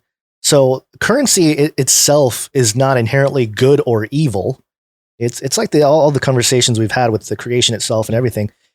It's not so much that the substance itself is evil or not. It's the use of it, and it's sort of the leading of what happens when people with authority and power use it to their advantage. And so when you talk about a mark of the beast, it could be that everybody has their own currency, but if it's not an approved currency by the image of the beast and the false prophet, then you can't use it to buy and sell without the mark. Then it doesn't matter what the currency is. It's just that you can't buy or sell without the mark. So it's an interesting conversation to have, but yes, when it's specific to your question, there's nothing in the Bible that explicitly says that there will be, like one currency, although the world will follow this beast and marvel after him. So there's a notion that, people will have this sort of reverence for this Antichrist figure and its system. And are you okay over there? Yeah, looks sorry, like you're starting to fall apart. Microphone troubles here. Yeah, the arm is starting to give out. Time is running out. We might need to go into break so we can we might have fix to that some up. Producers. But I connected all from the cyber attack angle of things because this is something that it's just it's reported here that the Iranian hackers and all this stuff, but to most of at least America and to most of the world, it's still a very nebulous thing, like what cyber exactly is, the impact of it, and how it works and everything. And that's why part of, we've seen a lot of censorship in the last few weeks with, people getting canceled off YouTube off MailChimp, PayPal, Patreon, every imaginable third-party platform has been under attack for those, or at least the people have been under attack who don't share certain ideologies. They've been silenced, so to speak. Even the president, or at least the president for now, President Trump, was censored when he tweeted something out yesterday, and they put a giant, caveat on his Twitter they tweet love there. doing that. Yeah. So the idea of, having to establish some kind of arc for believers to maintain the ability to spread the gospel and to access information that's not popular with the establishment, that's going to be something that we'll probably be fighting until the Lord comes, really. And when it gets to the point where we find ourselves in a situation like China, and I say China because they're very much against Christianity, like openly. Islam too. Any kind of religious movement, they're putting people into camps and killing them and all sorts of horrible things. If that becomes the precedent across the world, then we'll know that we're really entering the end times, because in Revelation 6, it even talks about those who had already been martyred are the souls under the Lord's throne. They're all going, God, how much longer? How much more blood has to be shed before you do something? And so there's a precedent being set in that direction. Can we do something about it? In the bigger arc of things, no, it's all under God's timing. But on a day-to-day, I think it would be, just in my opinion, it would be almost like giving up. If you're just like, oh, let's just, we're all going to get, martyred and beheaded anyway. So let's let the Chinese take over America, because why not? I don't like that attitude either. So I don't know. You got me off on a little tangent there, but I got him. I got him talking, folks. All that to say that, yeah, this is a conversation that needs to continue to happen to educate the church into what all this means, what all this is. The main point of the mark of the beast and the image is worship of the beast. And there's other passages that talk about, money is not the root of evil. It's a love of money that is the root of all evil. All that to say, go buy some Bitcoin. Go buy some Bitcoin. I mean, man, we're almost 14,000. That's an expensive piece of digital code. I know, man. Okay, we got to go into break, Gonz. All right, okay. Running out of time. Okay, folks, we're going to take a quick break. Don't go anywhere, because after the break, we've got some very important drone news. Actually, a couple of drone stories that you're going to want to pay attention to, as well as everybody's favorite Nephilim update. It's break time! Come on, take a break. Okay, everybody, take a quick breather. Don't go anywhere. I'm really hoping we got a nice collection of viewers today. Actually, probably some of the highest numbers in our recent time. So I'm happy to see that. I do want to say, Gonz, give a little update. Like I mentioned it last episode, we don't really pay probably as much attention to viewers and downloads and things as maybe a normal podcaster duo does. It's the business model for at least for advertising. If you advertise on a podcast, you have to kind of pay attention to your download numbers and stuff like that. But I kind of got into a habit recently of just kind of checking in on our ranks. And again, I was talking to you before the show, which is like, I don't know, should we say this on the show? Does anybody care? What's even the point of mentioning ranks on the show? But I did consider, hey, we got producers of the show who, are helping keep the lights on around here, as well as providing arts and providing music and things like that. And the producers deserve to know how well their show is doing. So if you're a producer of the show, and yes, I saw a few come in during the show, thank you very much. We'll be thanking you in a second. If you're a producer, you have the right to know how the show's doing, because, that's going to help you make business decisions as a very important podcast producer. And I'm happy to say, Gons, we got a nice little boost after last episode. In the United States of America news commentary section, we are currently ranked at number 97, which is pretty good. Hey, top 100.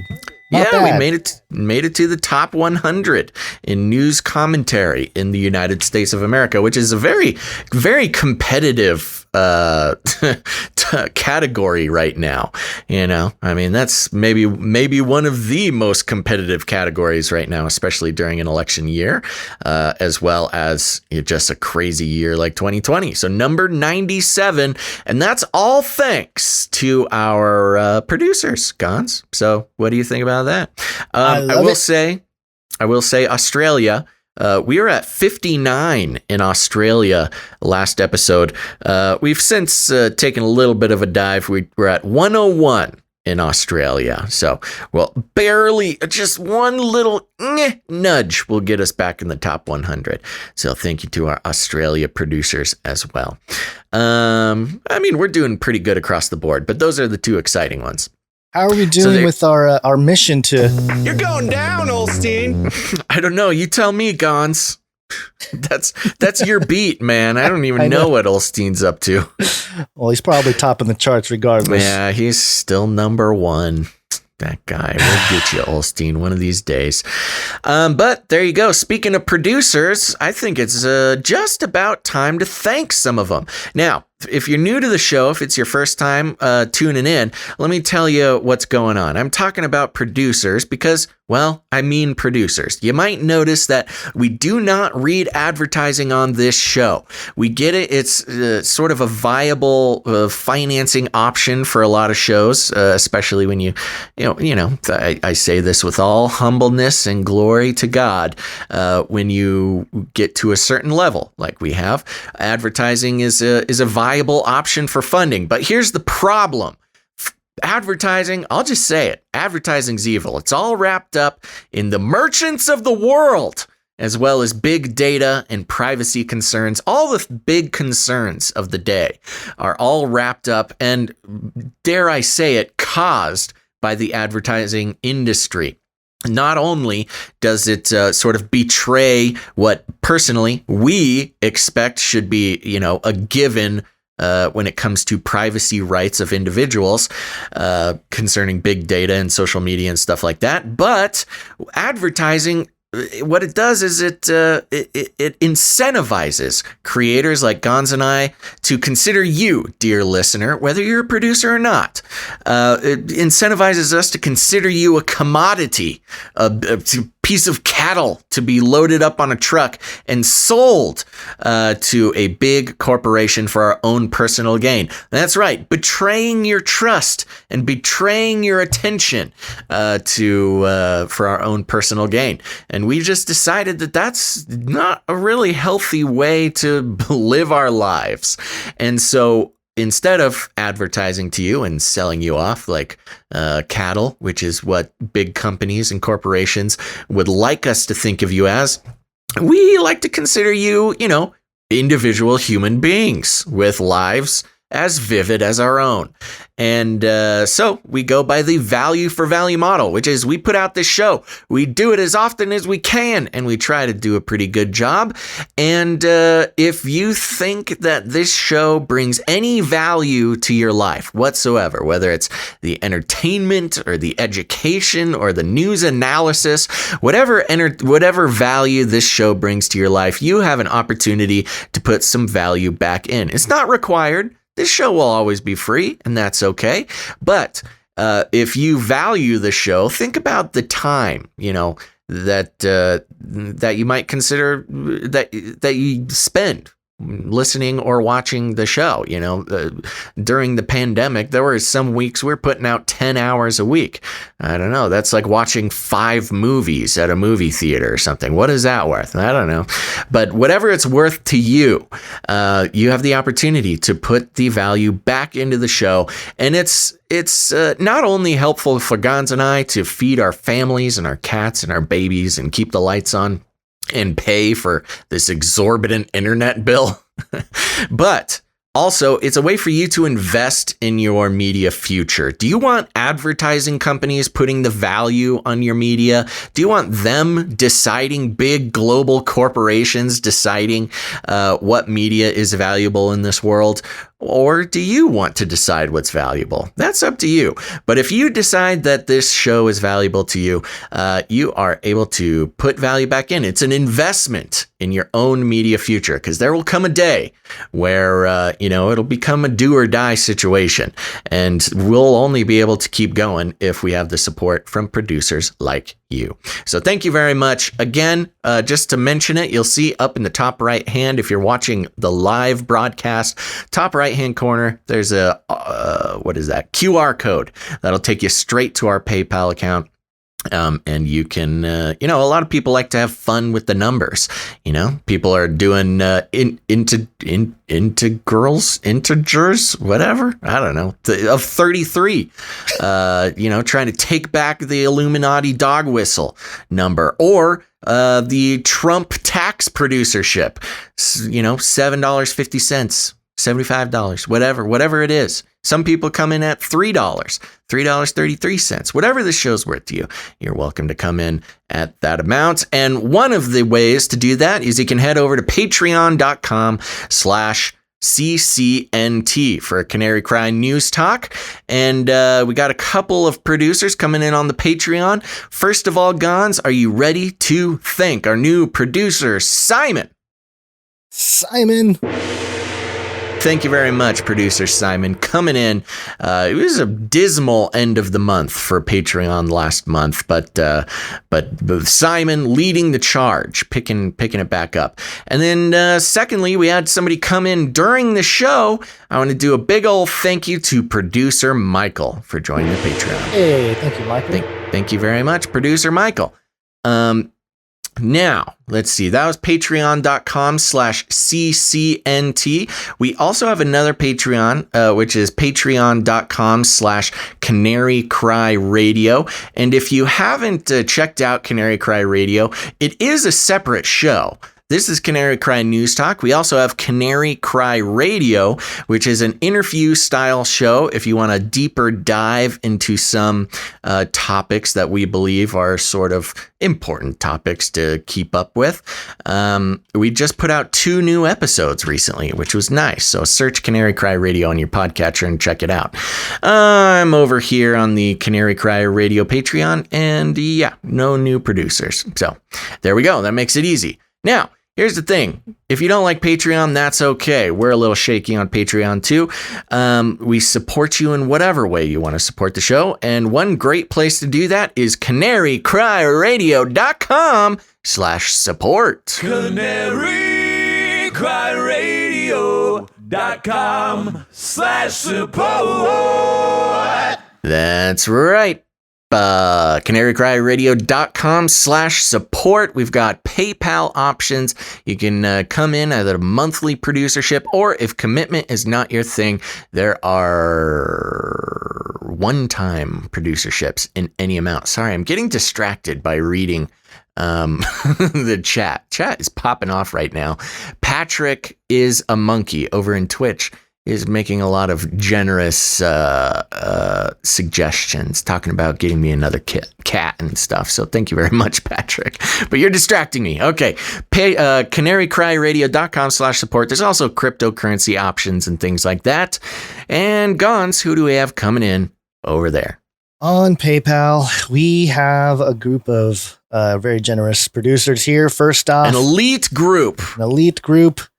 First off, we have producer Christopher. Thank you very much, producer Christopher. Coming in at $33, taking that number back. Yes. We also have producer Kyle Thank you, producer Kyle. Thank you, producer Kyle. And next up, we have producer Brian coming in at $33.33. Ooh, producer Brian doubling it up. Producer Ciara. Thank you, producer Ciara. She's back. A regular. Thank you very much, Ciara. Thank you so much. And also producer Tracy. Thank you, producer Tracy.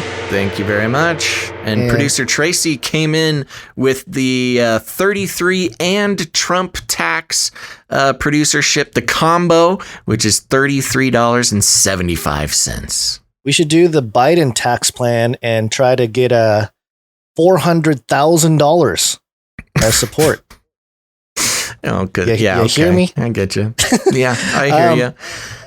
Here's just to mention, I just checked this to make sure we do have a Bitcoin gift support from a producer. Oh. Of course, this is anonymous, so you just never know how much or who it really comes from. However, it looks like we got, let's see, what is this? Well, I'll say it in Bitcoin. We got 0.0007266 Bitcoin. I believe that's 72,000 Satoshis. Is that right? Yeah. So that's about $10. So thank you, whoever you are out there. But we don't care about that fiat. Yeah, it's all about the Bitcoin. It's all about the Satoshis. The Satoshis. So thank you for that. Whoever sent that. Let us know if you are close to that knighthood. Yeah, we're not sure you yet. know, we don't mention it every time, but we will mention we do have the Canary Cry roundtable of knights and dames. And for those who don't know, we've been doing we've been podcasting for 8 years or more. We're coming up on 9 years here. And I only say that to say that, you know, over the years, that can add up. The support can add up. And if over any amount of time, if you reach the producership amount of $1,000 or more, you get a seat at the Canary Cry Roundtable of Knights and Dames. We have a knighting ceremony, not because we're Masons, but because we just want to honor the longtime supporters and or the very generous supporters to the show. And no new knights or dames today. But remember, you got to do your own accounting. We don't track every single person's account. But if you think you are approaching or have surpassed $1,000 in total support of Canary Cry products, family of products, let us know. Send us an email in your accounting, and we would love to make a seat for you at the Canary Cry Roundtable of Knights and Dames. Yes. Okay, there we go. And another way to support the show is with your talent. We have people sending in jingles and songs every once in a while. For example, today's Pharmakeia jingle was basically part of the Johnny Trappleseed Pharmakeia track that we play at the end of the show. That allows us to. That was a good one because it was not only just a jingle, but it was also a song. So he kind of killed two birds with one stone there. A good job from Johnny Trappleseed. But we don't have any new jingles today. But as usual, we have some art to share. One art, please. And the first piece of art I would like to share is from producer Ali. That's Gazel and Bonds in the chat. This is I believe this is a public profile of Basil. Yeah, this was fun. The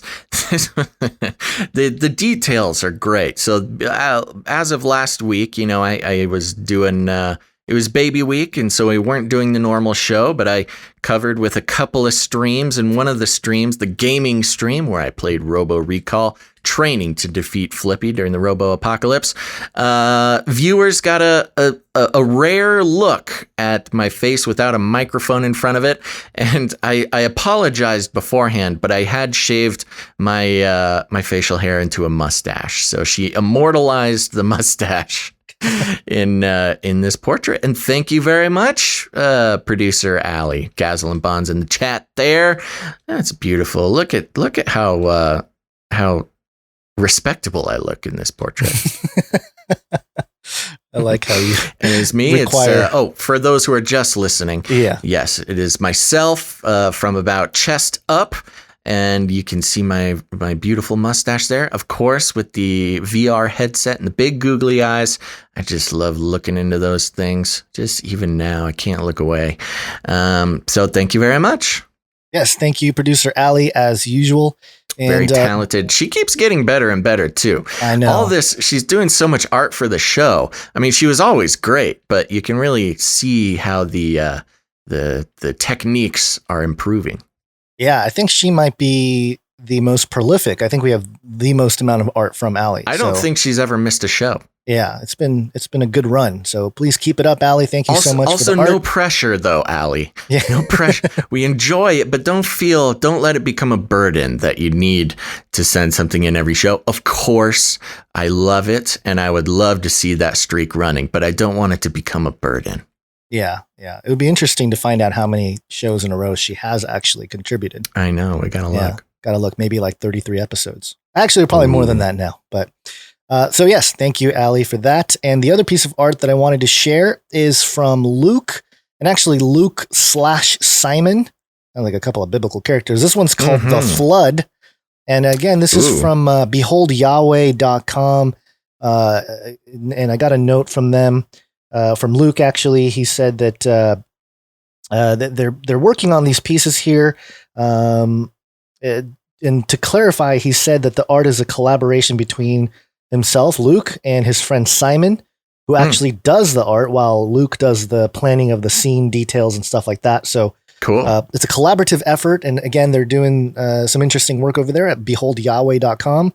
And it's an interesting piece of art to depict, again, in kind of a CGI fashion. It's the flood. You see the ark in the background, and you see it looks like just Nephilim giant creatures. It's like, there's a big Leviathan and some, looks like, let's see, what do we got here? Let me make it bigger so I can actually see it. Oh yeah, big scary Leviathan and wrapping around some boats, not as big and beefy and impressive as the Ark. Really quite a violent scene. Yeah, and probably depicting the worldview that we suggest was the reason for the flood. Not so much, just people being bad, hitting each other with sticks, but more so the problem with the Nephilim and their influence on mankind.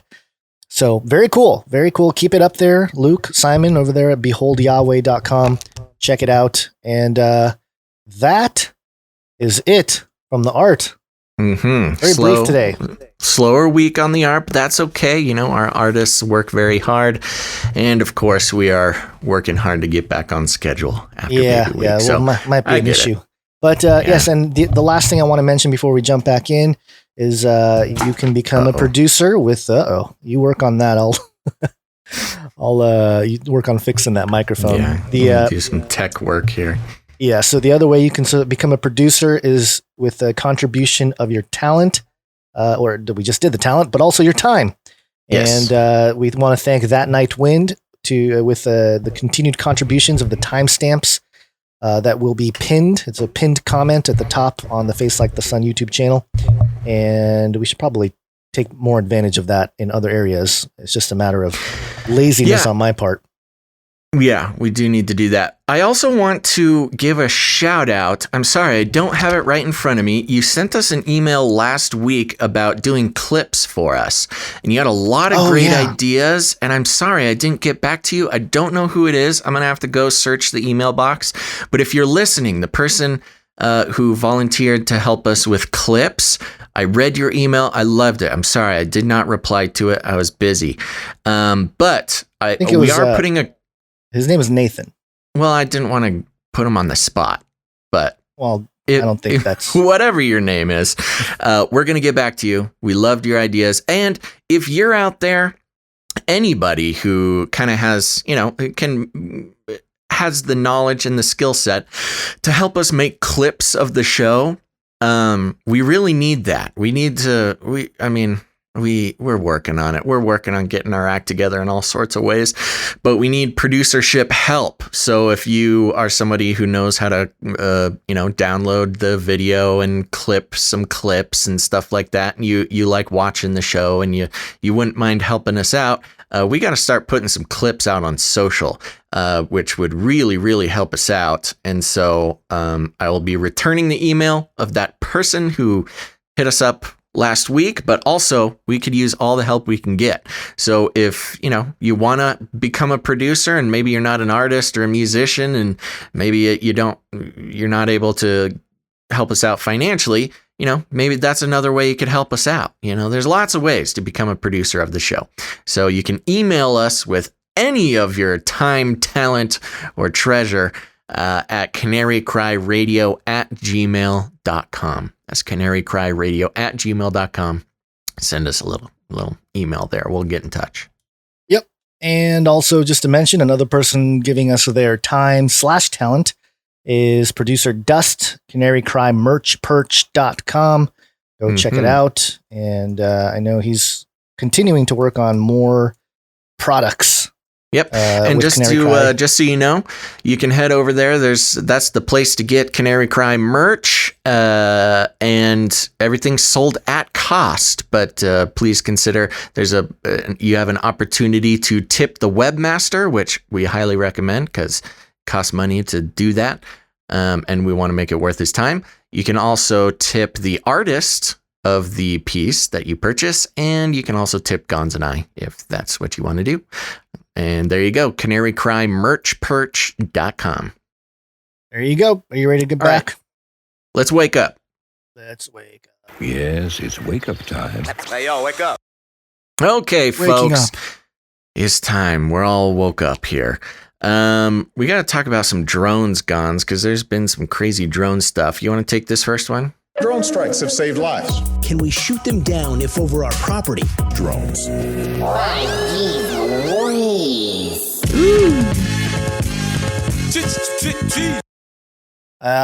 Yeah, some 5G news. BBC.com. 5G using drones to beam signal from stratosphere. There's a picture of the clearly round Earth and a drone so far up there. He's beaming 5G down. Plans to beam 5G signals to the public via drones that stay airborne for 9 days at a time have been announced by two UK firms. They want to use antenna equipment aircraft powered by hydrogen to deliver high-speed connectivity to wide areas. Stratospheric Platforms and Cambridge consultants say they could cover the whole of the UK with about 60 drones. But telecoms analysts question whether the economic case for the scheme is quite as simple as it sounds, especially if they're fighting against the Starlink up there. Yeah, you got to watch out for Starlink. You got to watch out for the chemtrail planes. You got to watch out for. There's a lot going on up there. Yeah, the HARP. You don't want to get zapped by the HARP signals. The Cambridge-based companies say they would run the service in partnership with existing mobile operators.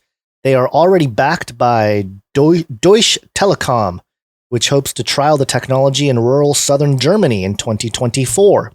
Safety rules. Cambridge consultants designed the antenna for the Stratospheric Platforms aircraft, which is designed to fly at an altitude of 20,000 meters, which is about 65,617 feet. They say they have successfully tested beaming a lower bandwidth signal from a plane flying at a lower height, but so far the drone required is still on the drawing board and would need to be tested with a emission-free hydrogen fuel cell and 5G antenna on board. Well, all right, we're going to beam 5G, but we still have to test it with the 5G thing there. Google, with its Project Loon, is running a similar project to bring wireless broadband to remote places using solar-powered high-altitude balloons.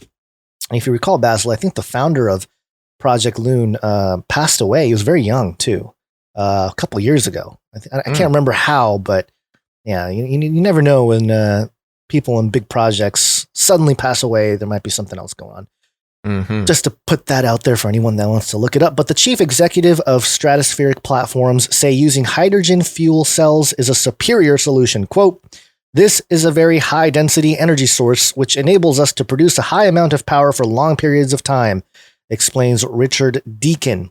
He adds that each drone would cover an area of 140 kilometers, about 87 miles in diameter below, and users would get download speeds of about 100 megabytes per second, allowing them to download a typical 4 gigabyte movie in under 6 minutes. And they have a picture of the non-working version of an antenna, a model of the antenna. It just looks like a giant microchip. You really kind of look at it, a giant panel. Quote, terrestrial masts are extremely expensive to install, adds Mr. Deacon. With our system, each aircraft will replace at least 200 masts. But industry watchers say safety issues need to be resolved. The skies are very heavily regulated, says John Delaney from research firm IDC. Getting a network of constantly flying drones in the stratosphere within 3 or 4 years would be difficult. Mr. Deacon is a former chief executive of NATS, the UK's National Air Traffic Control Service, so is well aware of what is involved. And he says the initiative is already talking to air traffic control services across Europe. And 2024, UK mobile operations should have built much of their 5G networks. Quote, it is unrealistic to expect that existing infrastructure is going to be displaced by a network of drones, comments Ben Wood from CCS Insight Consultancy. But he acknowledges they could be useful in hard-to-reach areas, for instance, quote, over large expanses of water, such as a shipping lane. Mr. Delaney agrees, adding that the solution might suit companies looking to quickly link machines together, for example, autonomous trucks driving in and out of a mine. Quote, you could see a role for technology like this, which lets you get coverage up and running very quickly in very remote areas, he says. For now, the biggest challenge could be funding. Despite Deutsche Telekom's investment, the two British firms need more money if they are to offer connectivity from the stratosphere within 4 years. So there you go, UK pushing the 5G drones. I wonder if this is just like in response to the whole idea of a Starlink type of situation. Yeah, well, it's similar to Facebook's internet drones. Yeah, the internet drone. Yeah, and they mentioned Project Loon. So internet everywhere. You know, I love it when topics that we've been covering for years just sort of start coalescing. That's something we've noticed.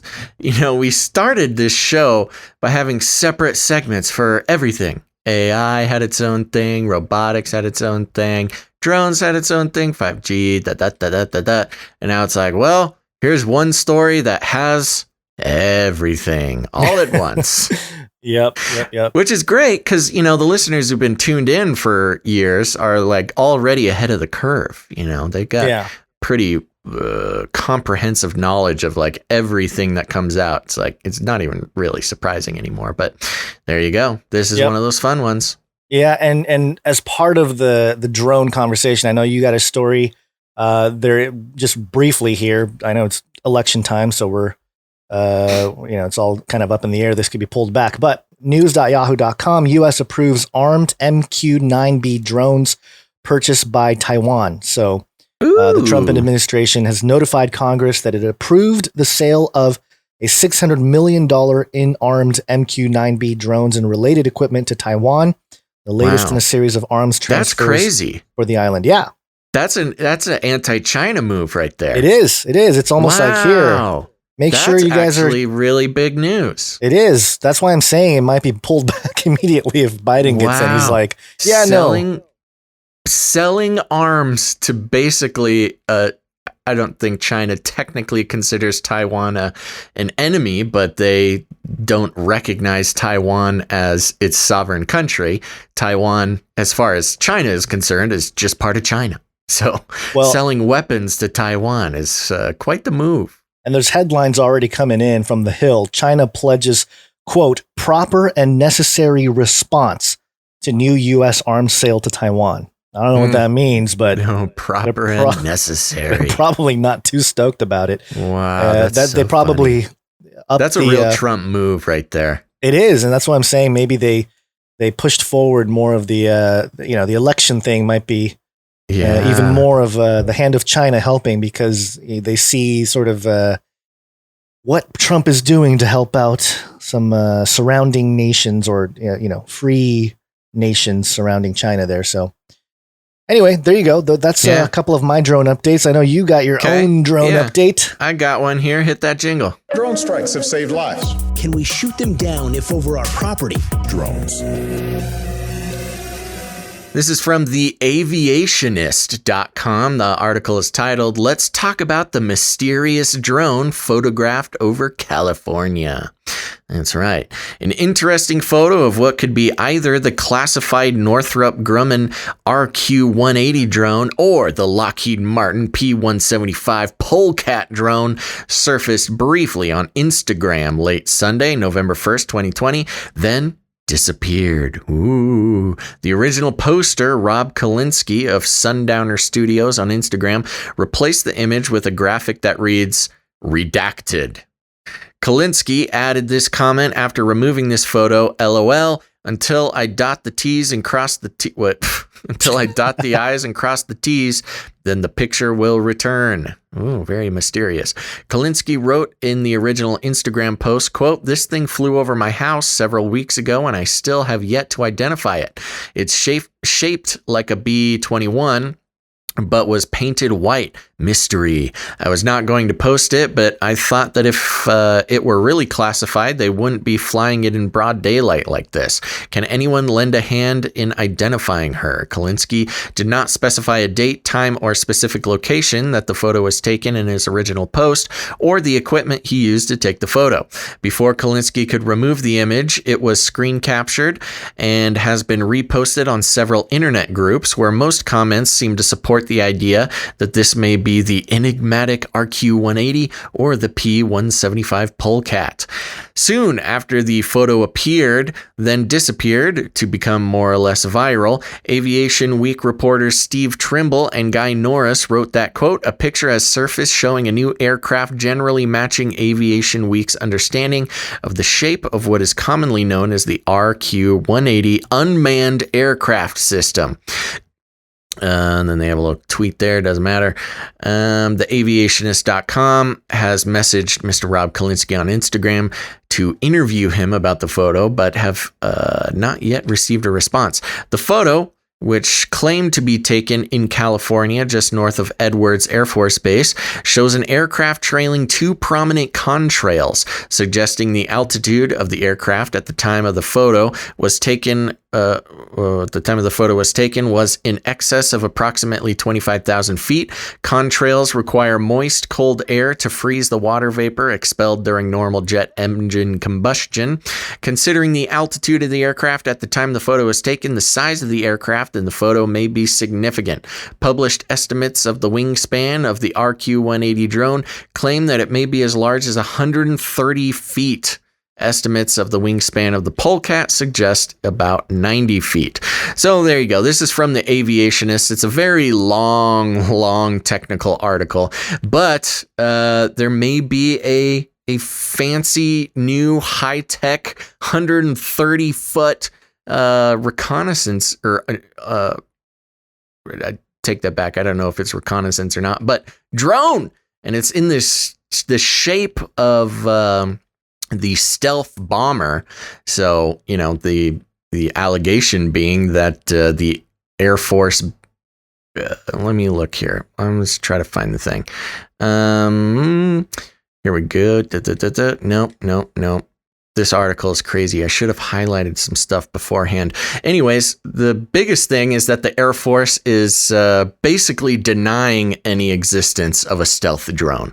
But aviation professionals are pointing out that that's exactly what this is. Stealth drones, Gonz, armed stealth drones. Watch out.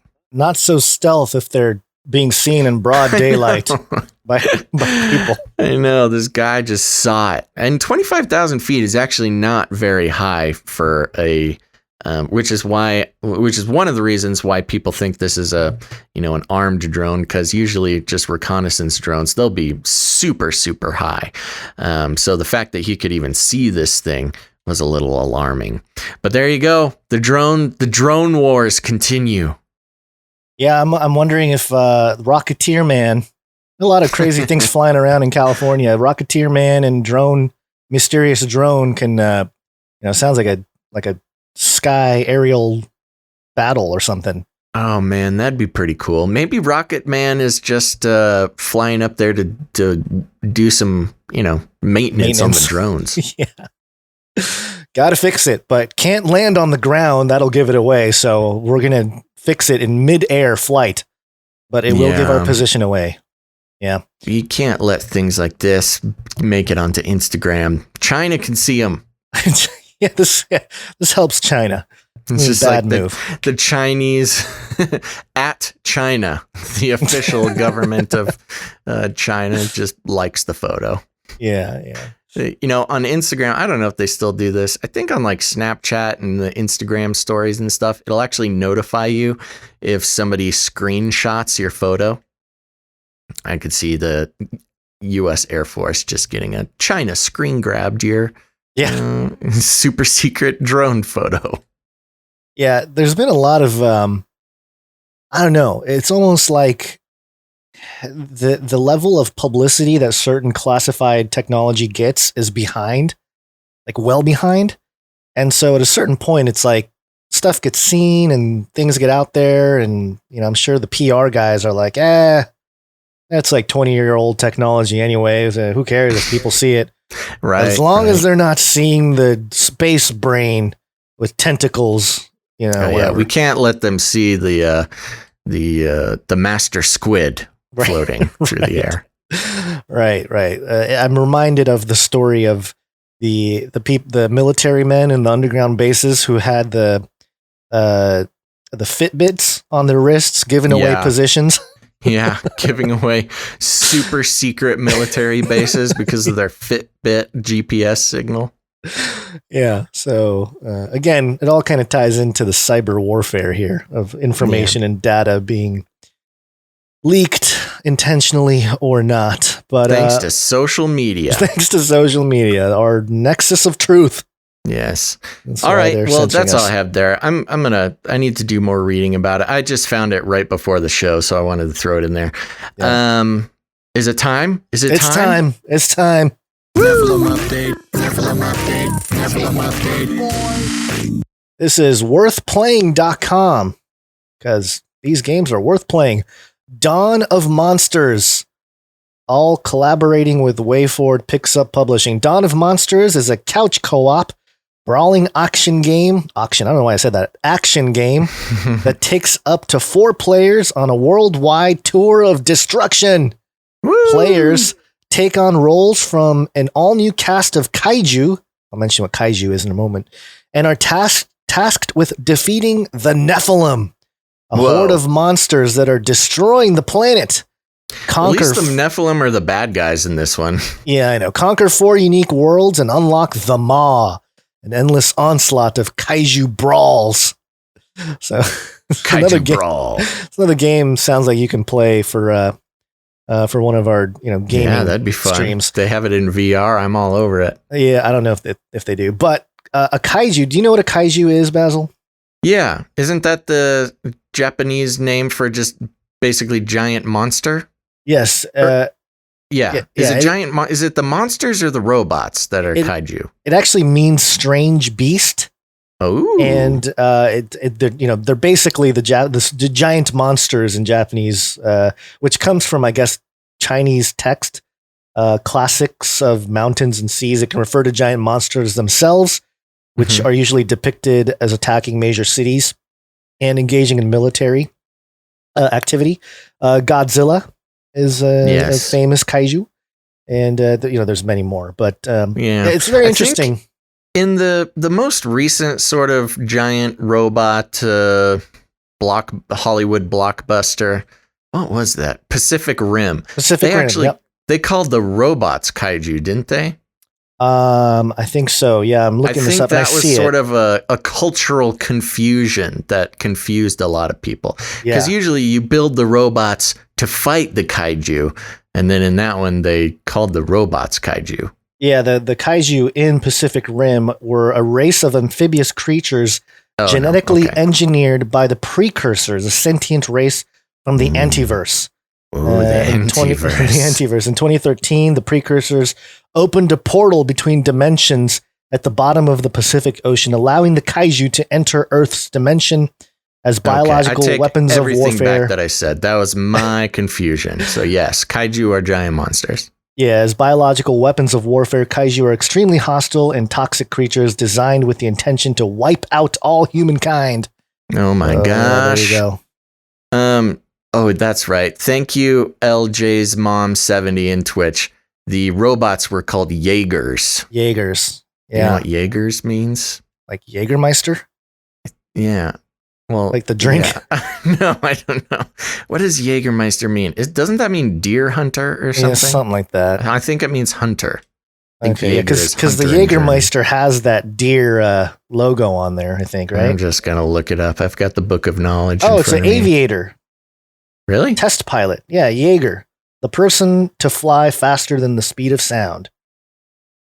Oh, maybe that's the person's name. Anyway, somebody look it up.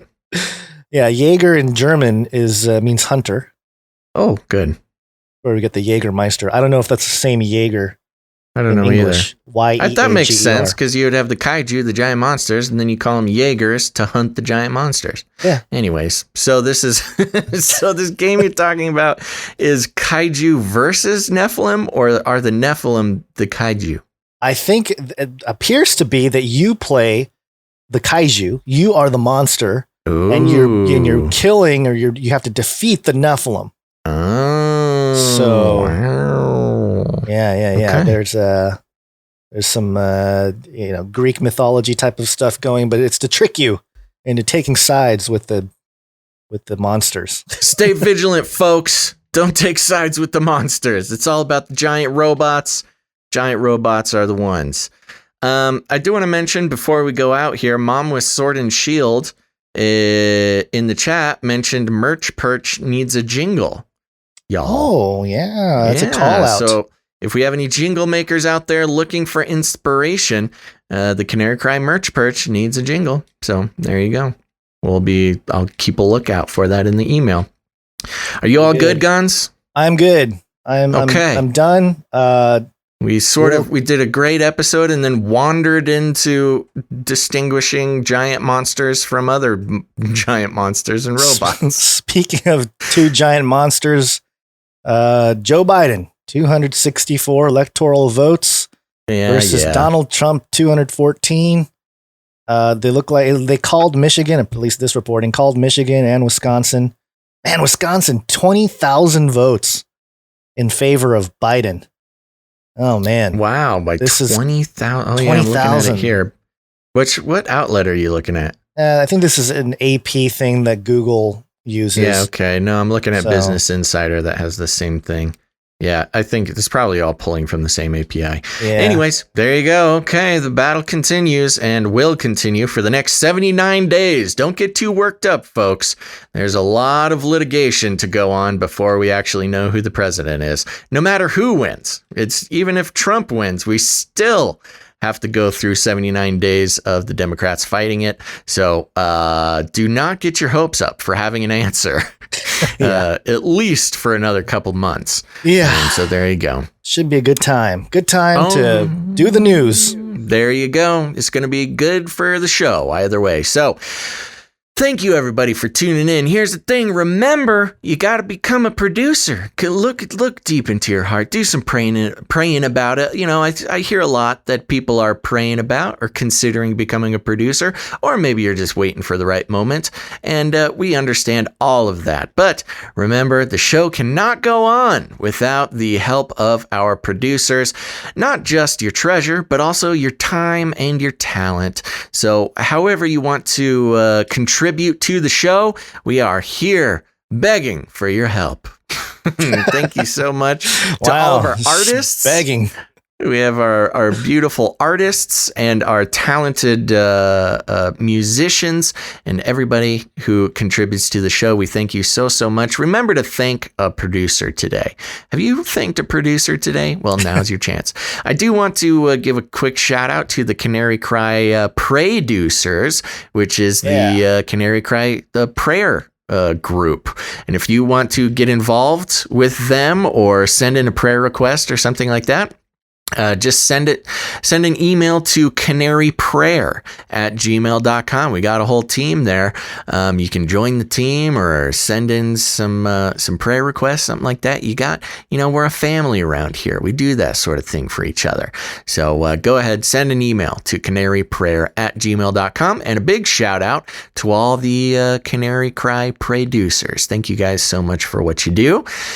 And remember, art and jingles, you can send all that to CanaryCryRadio@gmail.com. And if you want to become a financial producer, you can go to patreon.com/CCNT for Canary Cry News Talk, or CanaryCryRadio.com/support. CanaryCryRadio.com/support. That's right, CanaryCryRadio.com/support. It's a great place to become a producer of the show. I also want to plug CanaryCry.community. Are you waking up to the fact that Facebook is monetizing your life and not giving you any credit for it? Are you sick of social media? Are you sick of the lies and the censorship, all those sorts of things? Well, consider going to CanaryCry.community. That's a real URL, folks. Type it into your browser. You'll find out. It's a fun time. That is our off Facebook, off Twitter, social media. And it's all Canary Cry people. It's Canarians. It's where the family gets together. There's lots of talk about current events and conspiracy theories and all sorts of fun stuff like that. But it's not just that. It's also a family. I mean, there's prayer walls. People are making friends. There's the shout out to my Canary Cry Community Gamers Guild. They're always doing something fun in there. I recommend everybody go check it out. And, it's also a great place. You see this a lot where you might feel kind of alone in your life, whether it's for spiritual reasons or maybe, your family doesn't want to hear you talk about your political leanings or whatever it is, the truth. And you don't really have anybody to talk to. Maybe there's something happening in your life. Maybe it's an emergency. Maybe it's just something great that happened that you don't have anybody to talk to about it. There's a lot of that going on. You just pop in there, make an account, and there's thousands. Well, there's 1,500 or so Canarians waiting there to join in conversation with you. And whether you're having a problem or you got something to celebrate, people go on in there, they make a post about it, and they get a lot of love from the Canary Cry community. And that makes me feel real good. It really is a family that makes this show happen. Not just the show, but all the surrounding stuff. The Canary Cry community, I mean, that's built by a Canarian. That's not us. Goodness knows that Gonzo and I do not have the attention span to build these things.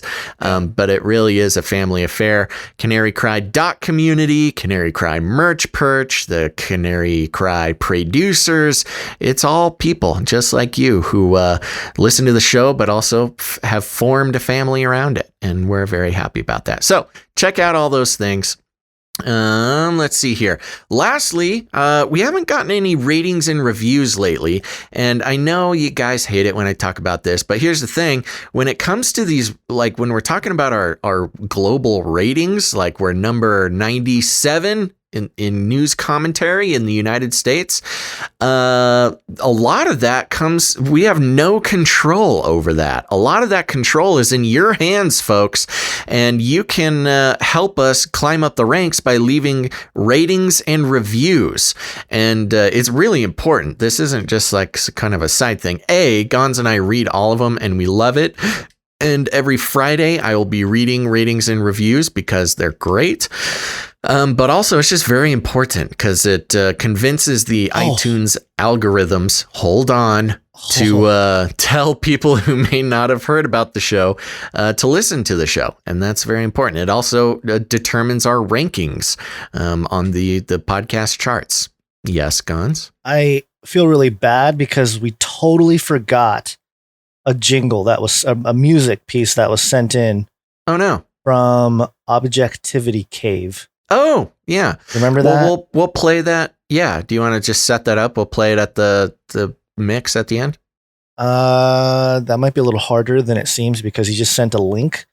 and I'll have to. You got to download it. Yeah, I got to download it and stuff. So okay, objectivity. We got your song. Yeah, we got you. We'll play it on Friday. Yes, we'll do an official thing for you. Good remembering, Gonz. Yeah, I'm looking at this and I feel bad now. So okay, sorry, objectivity. That'll make it on Friday's show. But back to the task at hand, which is go leave ratings and reviews. And the easiest way to do it, listen to me, listen closely. Go to your search bar of choice. Maybe Bing, maybe Google, maybe DuckDuckGo, maybe Ask Jeeves. Maybe that guy will help you out. To go to your search bar of choice, type in Apple Podcasts Canary Cry News Talk. Apple Podcast Canary Cry News Talk. Leave a rating and a review. That is the best place to do it.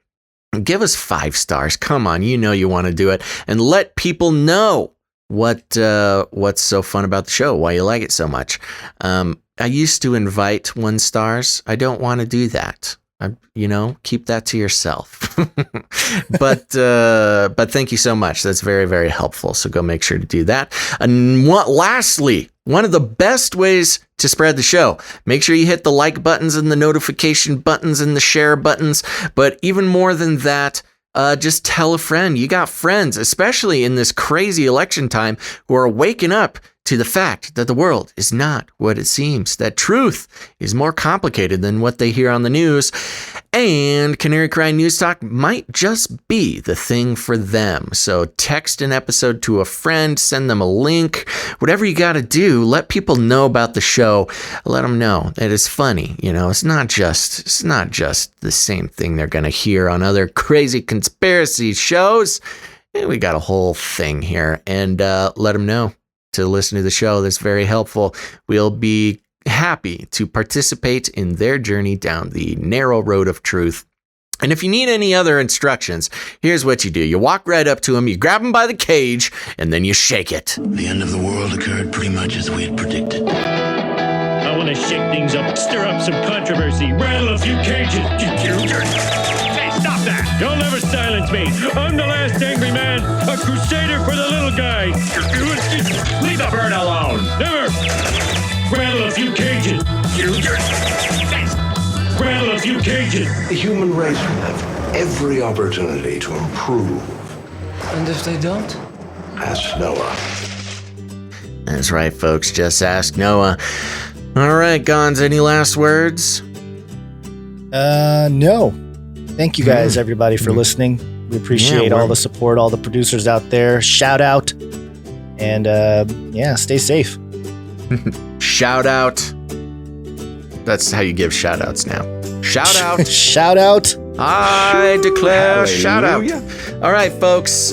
We will be back on Friday, November 7th. We'll be 2 days closer to having a president.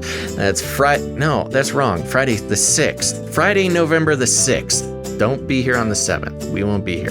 Friday, November the 6th, sometime between noon and 3 p.m. Pacific Standard Time. Put it on your calendars. Turn on notifications. Follow us in multiple locations. That's very important. If you haven't done it yet, head over to twitch.tv/CanaryCryRadio. Follow us there. Turn on notifications. It's a fun time.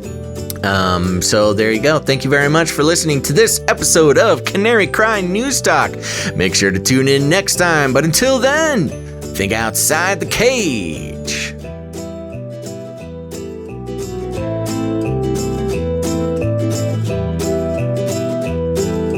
Son of a beastie. Remember, reality is an illusion. The universe is a hologram. Buy gold. Bye! I want to shake things up, shake things up. I want to shake things up, shake things up. Leave the bird alone. I want to stir up some controversy. I want to rattle a few cages. I want to rattle a few cages.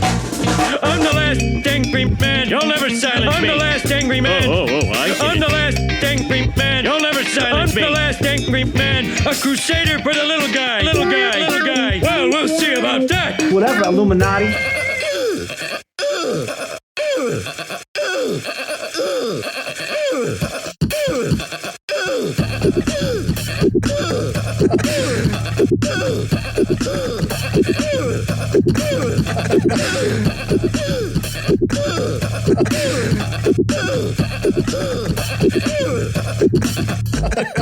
Fun fact, I believe it was another fun fact. Fun fact. Another fun fact. Brings me back to my Screamo days.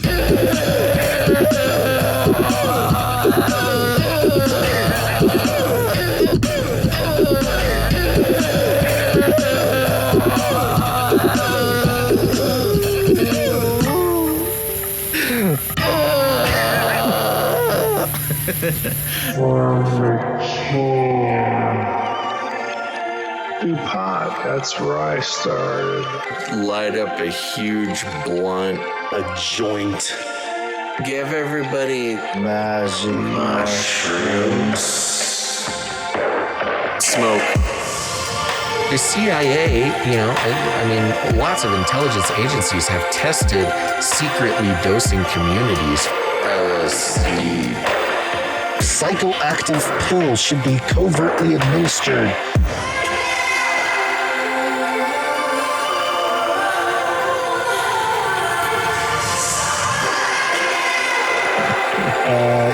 Just put me on some, I don't know. Give you a shot in the butt. Fluoride. Oxytocin. Get a chemical hug. I did dabble, some of that robot crack. I know what it's like. It's a lethal recipe for disaster. You need help. If you're a pharmacist, you need to repent. All right, weird.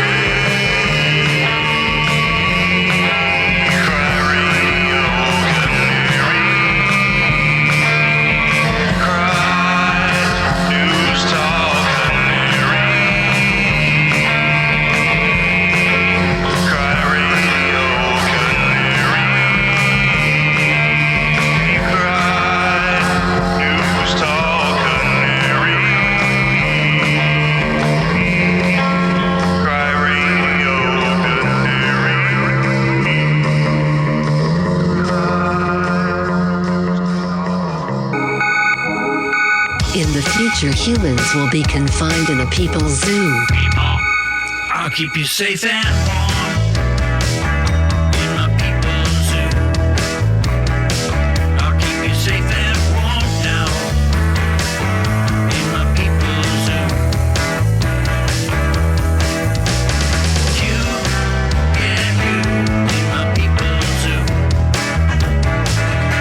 the cameras on in my people's zoo. I'll keep the cameras on now in my people's zoo. You, yeah, you in my people's zoo. Melt those babies into candles.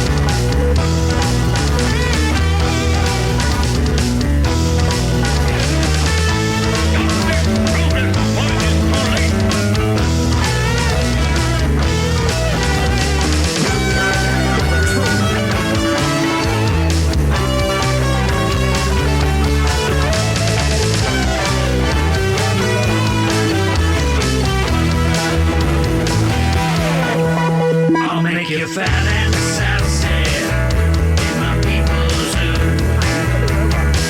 I'll make you fat and sassy in my people's zoo. You, yeah, you.